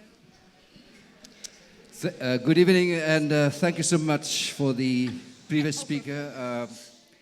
There are very few legends who we can attest to that. I do confirm. Just recently, as I'm one of your living legends from Gqeberha, been deployed by both the ANC, UDF, abroad for 4 decades. And I've come to the realization that when we speak truth and reconciliation, there's one very big, the myth, I will confer, that if you look at the ancient DNA, there's never a mention of any segregation or characterization of a culture. Because if you follow Professor Brenna Henn's thesis, she dictates that all diverse cultures has the DNA of between 60 and 79% of the First Nation people. That's very important. So when we engage further, we will have to bring that context into the equation because it starts from there. Who are we? Before you can come to the land issue. Because now, let's take you back to the and this is for all the panelists there. So the 1913 Act, this is basically where you want to take us back to. But if we take it as to when we were born here, so there are a lot of us who should know who we are. Us as Griqua nation, we have a big problem. Every year there's just little pittances handed to the first indigenous people. So I'm saying we are all the first indigenous people if we can get to that conversation at a later stage. But let's get back to the issue at hand. So I would like to know, what are we going to do with all the history that we can present to you? How are we going to move forward so that expropriation of land can be granted and redistributed to the rightful owners prior to the 1913? Because that seems to be the problem, that we can't jump the loopholes, because this is where the stumbling block is right now.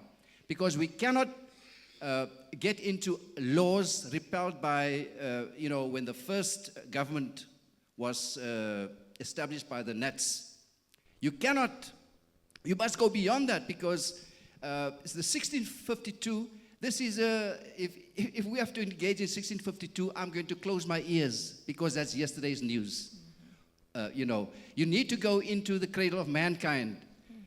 This is where we start. If researchers are prepared to listen to us, who also are independent researchers, not being paid for or doing Google search and so forth. So a lot of us here have been abroad to do what you do. Maybe you go to university. No, we are old school.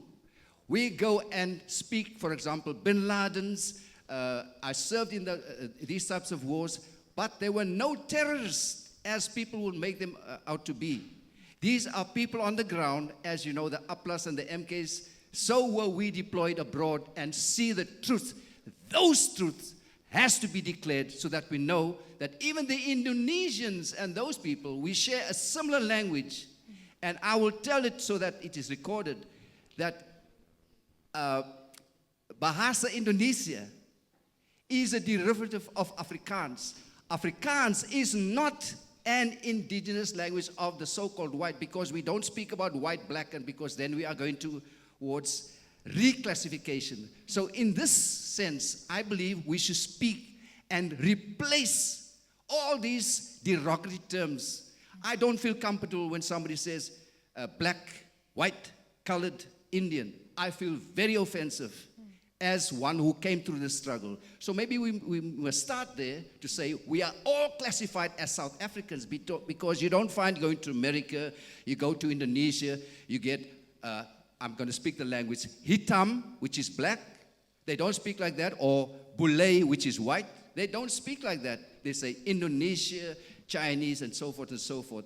So my question again, what are we going to do to ensure that we go beyond 1913 so that the rightful lands, pockets of land, can be returned to our people? Thank you.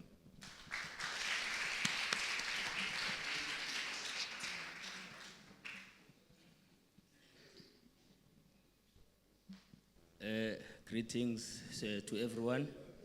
Hello. My name is Chimurenga Mtabula. Well, in honor and in memory of Frantz Fanon, I would like to quote him verbatim. Fanon says, at the level of individuals, violence is a cleansing force.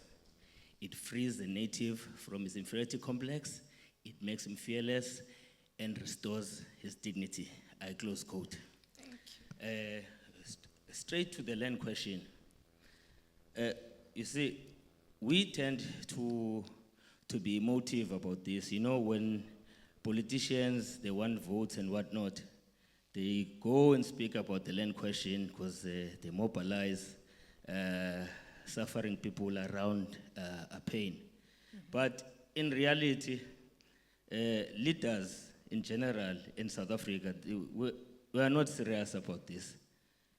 You know, the white settler government back in the day, they knew very well that the white farmers, they were not ready because one, they were not familiar with the environment and so forth, but they gave them subsidies. They went straight and gave them fertilizers, seeds and so forth. But you don't see our government doing anything preparing the black people for the land. You know, for instance, this land question is a matter of culture. You want land, what are we going to do with land when we're roaming around with all stars? We don't even wear gumboots. We should start first, you know, a program. We don't have land, we've got 4-room houses and small yards there. But we can declare one household, one garden. We start there. You know, the land is not perfect, but we'll be preparing. And well, I don't want to be long, but in closing, I would like to quote Fanon once more. You know, Fanon says, if we are to do this thing of reconciliation, white people must be included. He says, I quote again, they must wake up and stop playing the stupid game of Sleeping Beauty. Everyone can see the pain. Everyone can see that if poverty is synonymous with being black, except for the few pockets here and there, as I sit down. Manja!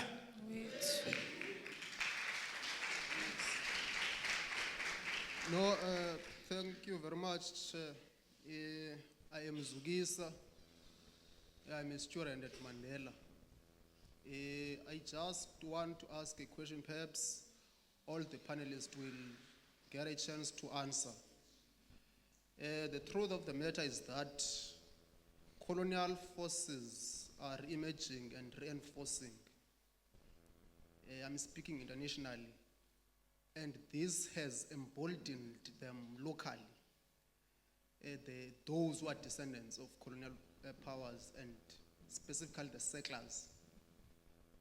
They are emboldened and they are beginning to expose their true colors, because in truth they were never equal to black people. Speaking of the TRC, the foundation of reconciliation is based on the establishment of positive peace. And positive peace speaks to transformation.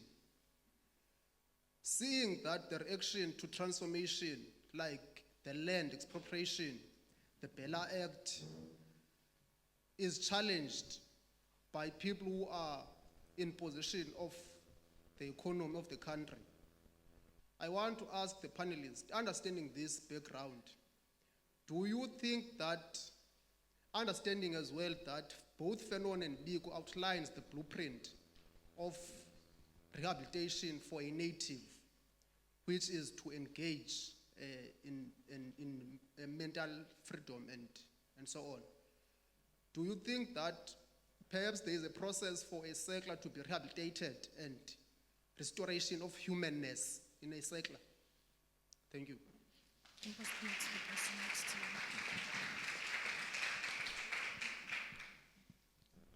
Yeah, my question is not political, but purely economical. I work as a development economist in specifically the Eastern Cape. And one of the biggest issues we have is that we work with a lot of communal land. And there are a vast majority of people that live on the communal land, don't own any property. They might have lived there for generations, but they can't go to a bank and take a loan out on the house because they don't have title deeds on the properties they own. And I think if you look at a South African context, some of our townships are actually located on prime real estate areas. But a lot of the people there don't have economic value in the property because they can't go to a bank with a title deed and say, I own this property, I want to take out a loan, I want to buy another property. So my question is, how can we, from the context of land that's already transferred, make it economically viable? We work with a lot of CPAs, and then it's land that has been given to them, that has been taken away, and through land restitution and several other properties. But then it's given to 1,000 people. How are you supposed to generate economic benefit when you have to divide everything you do through 1,000 or 2,000 people that are part of the CPA. So yeah, that's basically my question. Thank you very much for your The round. education we're getting. The education we're getting. Thank you very much for your round of questions. We appreciate it. Right now, we will be leaving things to the panel for them to respond. Are the gentlemen going to be beginning or the ladies?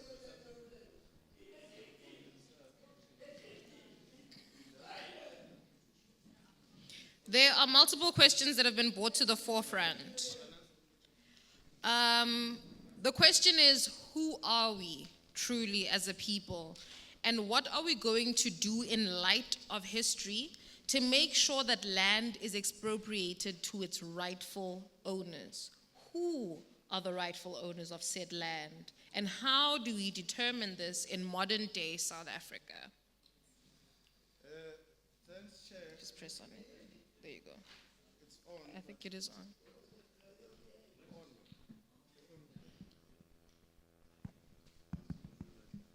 Okay, thanks, Chair.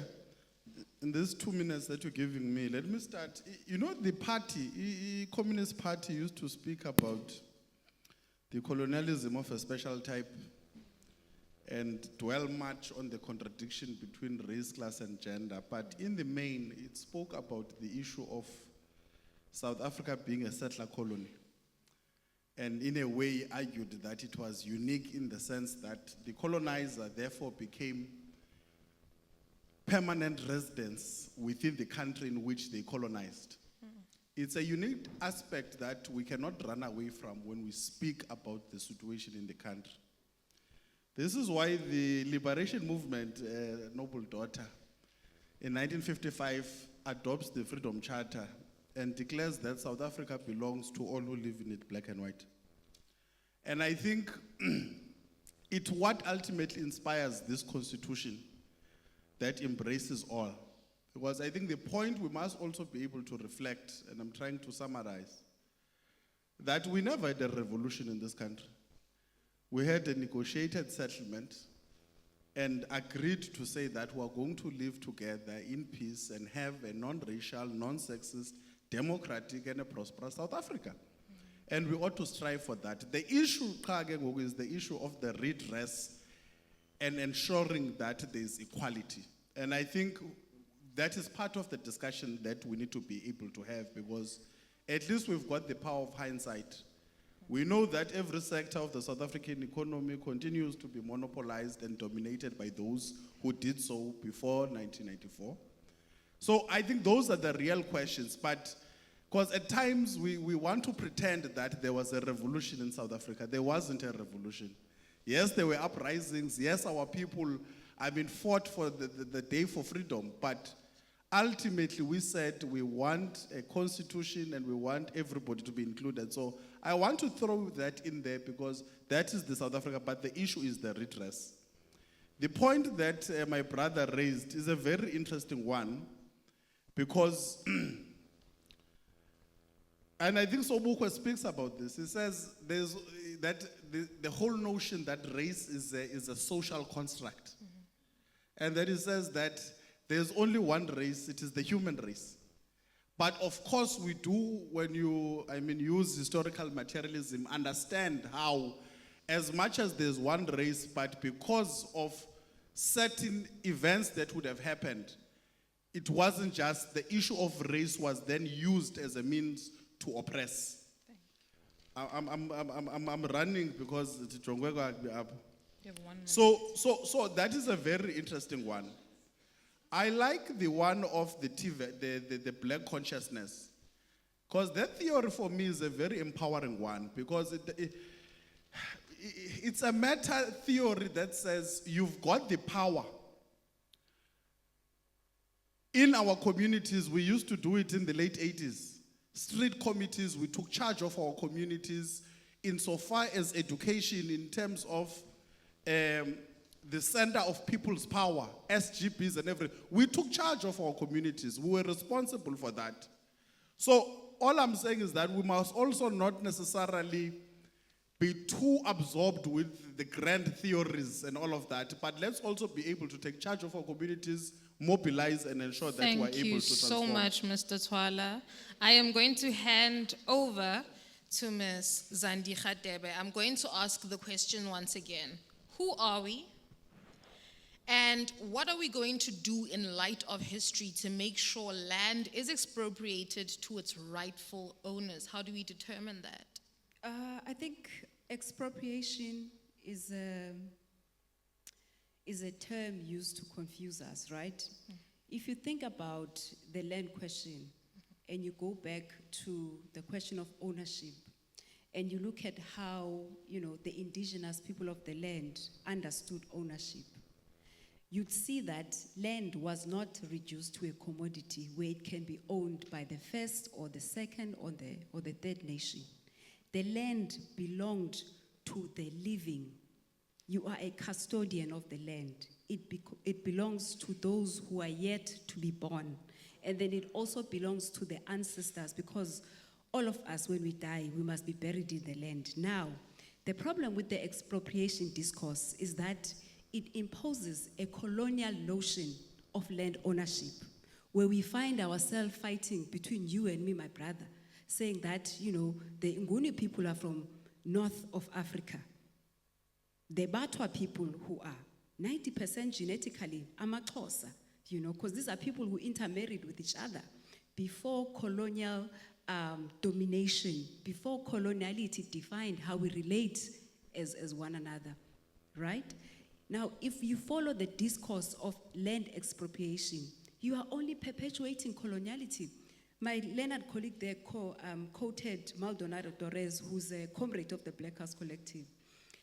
He says decoloniality is necessary because when 1994 happened, it did not dismantle the structural violence that is caused by apartheid and racism. Decoloniality is therefore to clean up all the mess that was left by coloniality.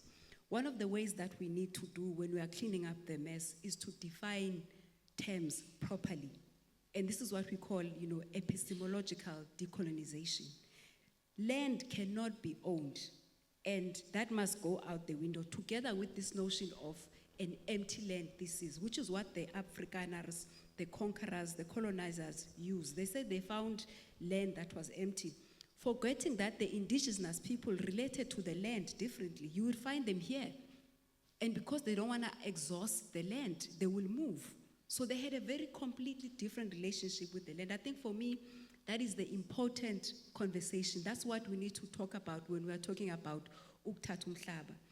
Fanon also says, I think a question came from that brother. Fanon says that, in fact, he helped us to understand that land should never be reduced to only its materiality. Yes, it can give us bread, but over and above that, the land will give you the intangible dignity, ubuntu bakho. And this is who we are, singabantu, right? And without land, we are non-beings. Fanon also says this, without land, we are non-beings. Therefore, when we talk about land expropriation, let us listen whose tradition is being centered, right? Because I believe the Azanian tradition is more closer to what Fanon says when he talks about the land. If you listen to some of the liberation songs, when he talks about the question of violence, Abla was very combative. Yes, they were suppressed, they couldn't fight because someone chose to negotiate with their imprisonor. How do you negotiate with someone who has you under arrest? What kind of power dynamic is that, right? So he's right, we didn't have a full-blown revolution, but it does not mean that people were not imagining revolution. It doesn't mean that people were not thinking of themselves as landowners post-revolution. Of course, now we are still tenants in the land of our birth. And that, for me, is a fundamental problem. We must reject the idea of expropriation. We must think of indigenous ways of owning the land. And the answers are not too far. We've got the indigenous communities here. And we have to relate in terms of how they related to the land. What sort of cosmologies that they had when they thought about land ownership. Thank you. Thank you. Now, many questions were asked, and I'm going to direct this one to you, Mr. Mbongwe, because I believe it actually coincides with the statement I apparently did not let you finish. The gentleman over there, he's left now, has said colonial forces are emerging and they are emboldened. Is it possible for us to regain our humanity, our humanness? Yeah, thank you for that.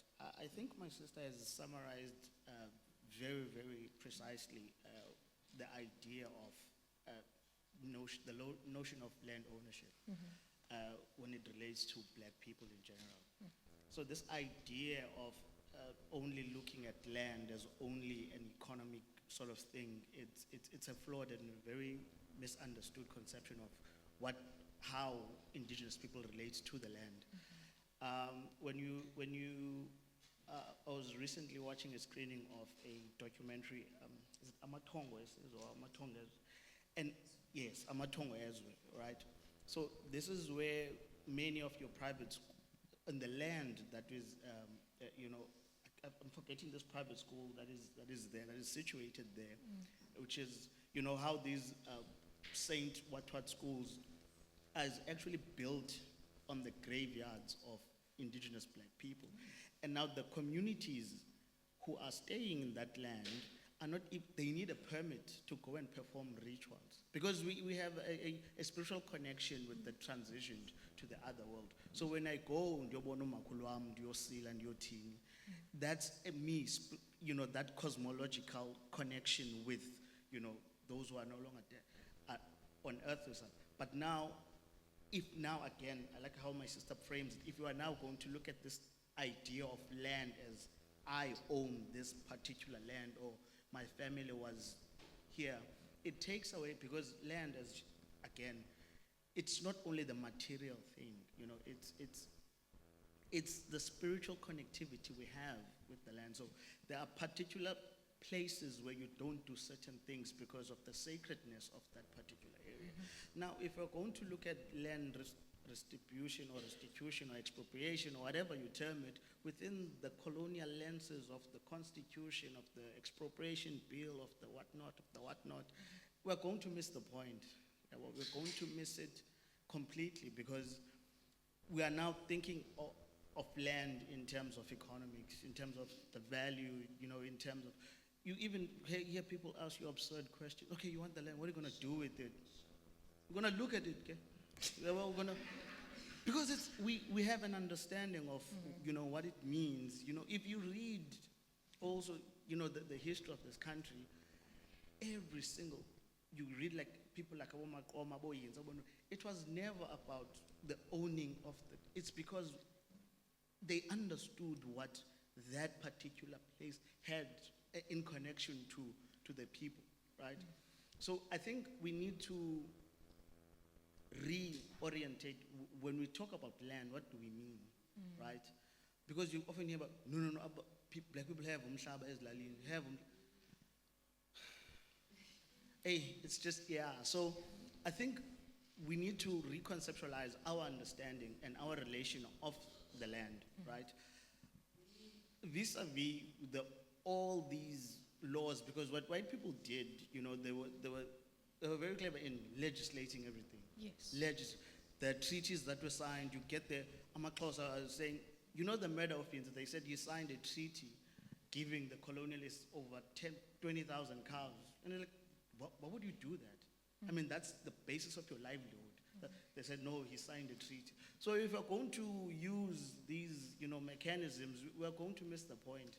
And I think the people who like to entertain this argument of all of these things are the beneficiaries of the land being stolen, are the beneficiaries of colonialism. They'll tell you about laws, about passing acts, about missing the point that even the entire subjugation of black people in this country was legislated. So we can't undo that subjugation through the legislation, the same legislation that then, warranted that. Thank you, I think Mr. we Mbongwe. need a reimagination of what we mean when we're saying land expropriation. So we can't say, here's my title deed. Yeah. So a reimagination of what we mean by land and what it means to us and what relation we have. I think my uncle there of the first is, speaks very passionately about how we relate. Because as African people, we have, Thank you, rituals Mr. and plants Mbongwe. that come Thank from you the land. so much for your Yabo. contribution. So,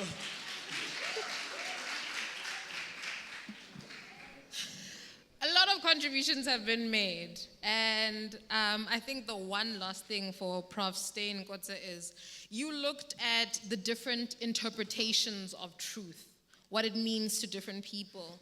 And one of our questions was layered in the sense that it asked, when white people were initially given the land that they were provided with resources that would allow them to be able to profit from it and also learn.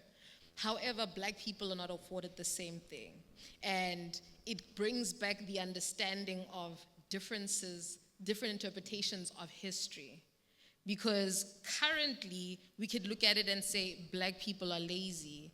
However, another interpretation is that they are not given sufficient resources to be able to succeed.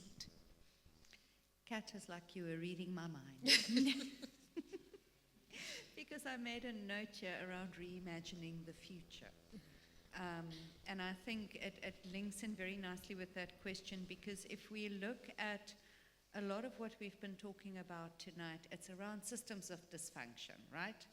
Coloniality was a system of mass dysfunction, of exclusion, of alienation, of abdication.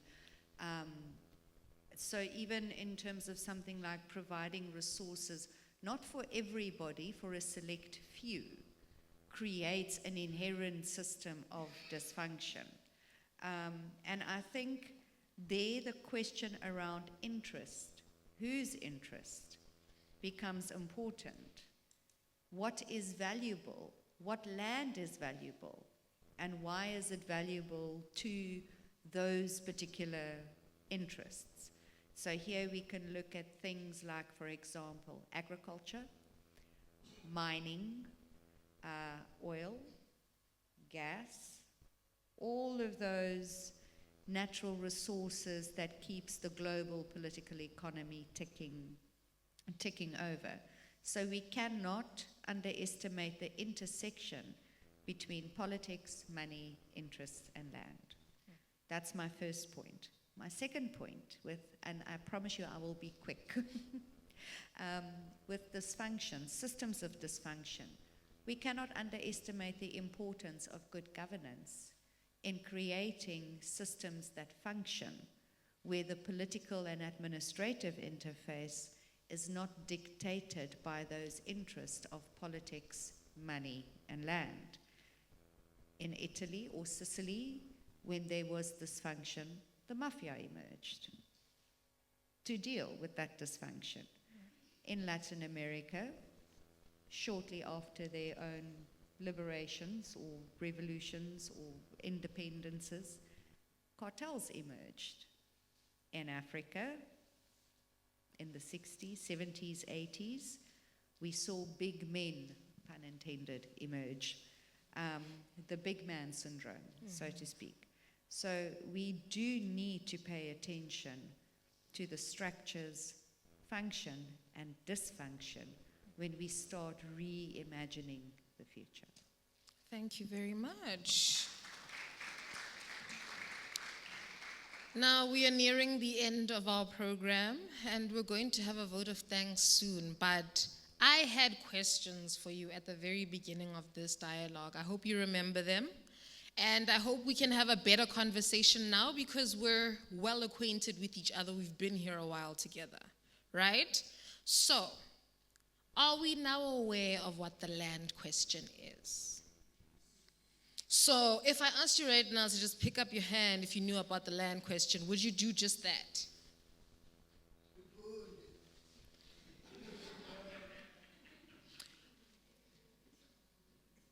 Ooh, we're looking at the different names of Southern African countries and the names that they had before they became who they are.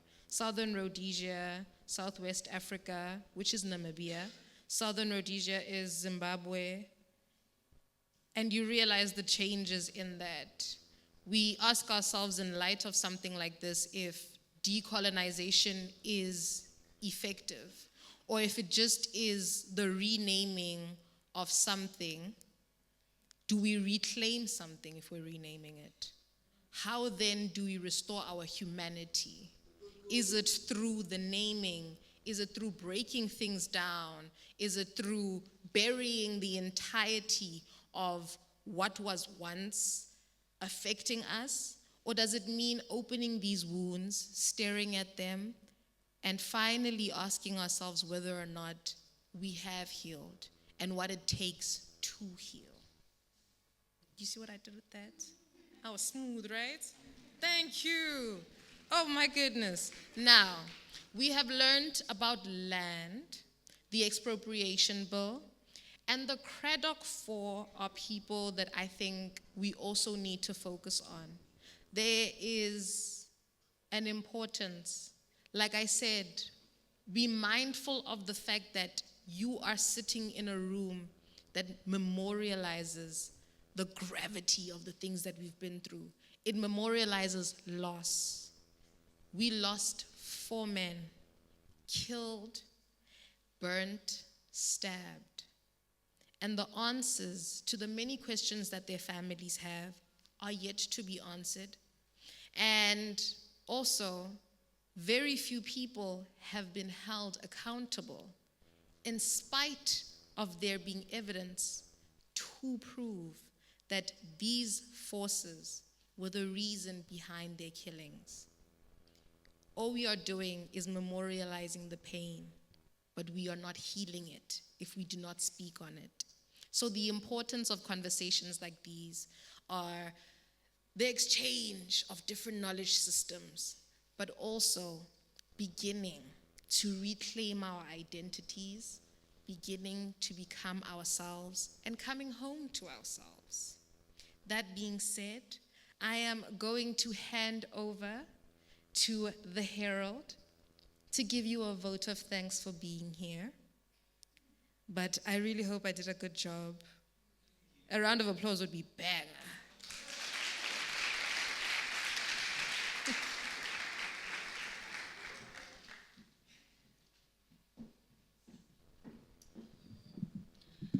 Good evening, everybody. I think, Katlego, you've pretty much summed it up. And I just want to sort of leave everybody here. Oh, sorry, I'm Rochelle de Kock. I'm editor of the Herald. At the beginning, you started off by saying, let's sit in the discomfort. How do we move forward meaningfully if we do not sit in the discomfort and confront head-on the very constraints that continue to hold us back? And indeed, it's, as you said, it's through conversations such as the ones we've had this evening that we can begin to deal with the elephant in the room. We chomp at it one bite at a time. And I think that these dialogues that we have is our attempt to do that. As always, our colleagues at CANRAD are on hand to host with us these discussions, ensuring that we leave here feeling enlightened. But if not enlightened, perhaps it gives us something to chew on our way home, and maybe it just leaves us questioning things a little bit more. Thank you, everybody that's here who have joined us this evening to have this conversation. I'd like to thank our facilitator. Thank you so much. To all our panelists. To all of you audience members who are here both in person and those who have joined us on the virtual platform. And a special thanks to our friends at CANRAD, Prof. Ngomezulu and your team. You guys are fantastic. We truly do value our long-standing partnership with you. I hope everyone gets home safely this evening, and good night.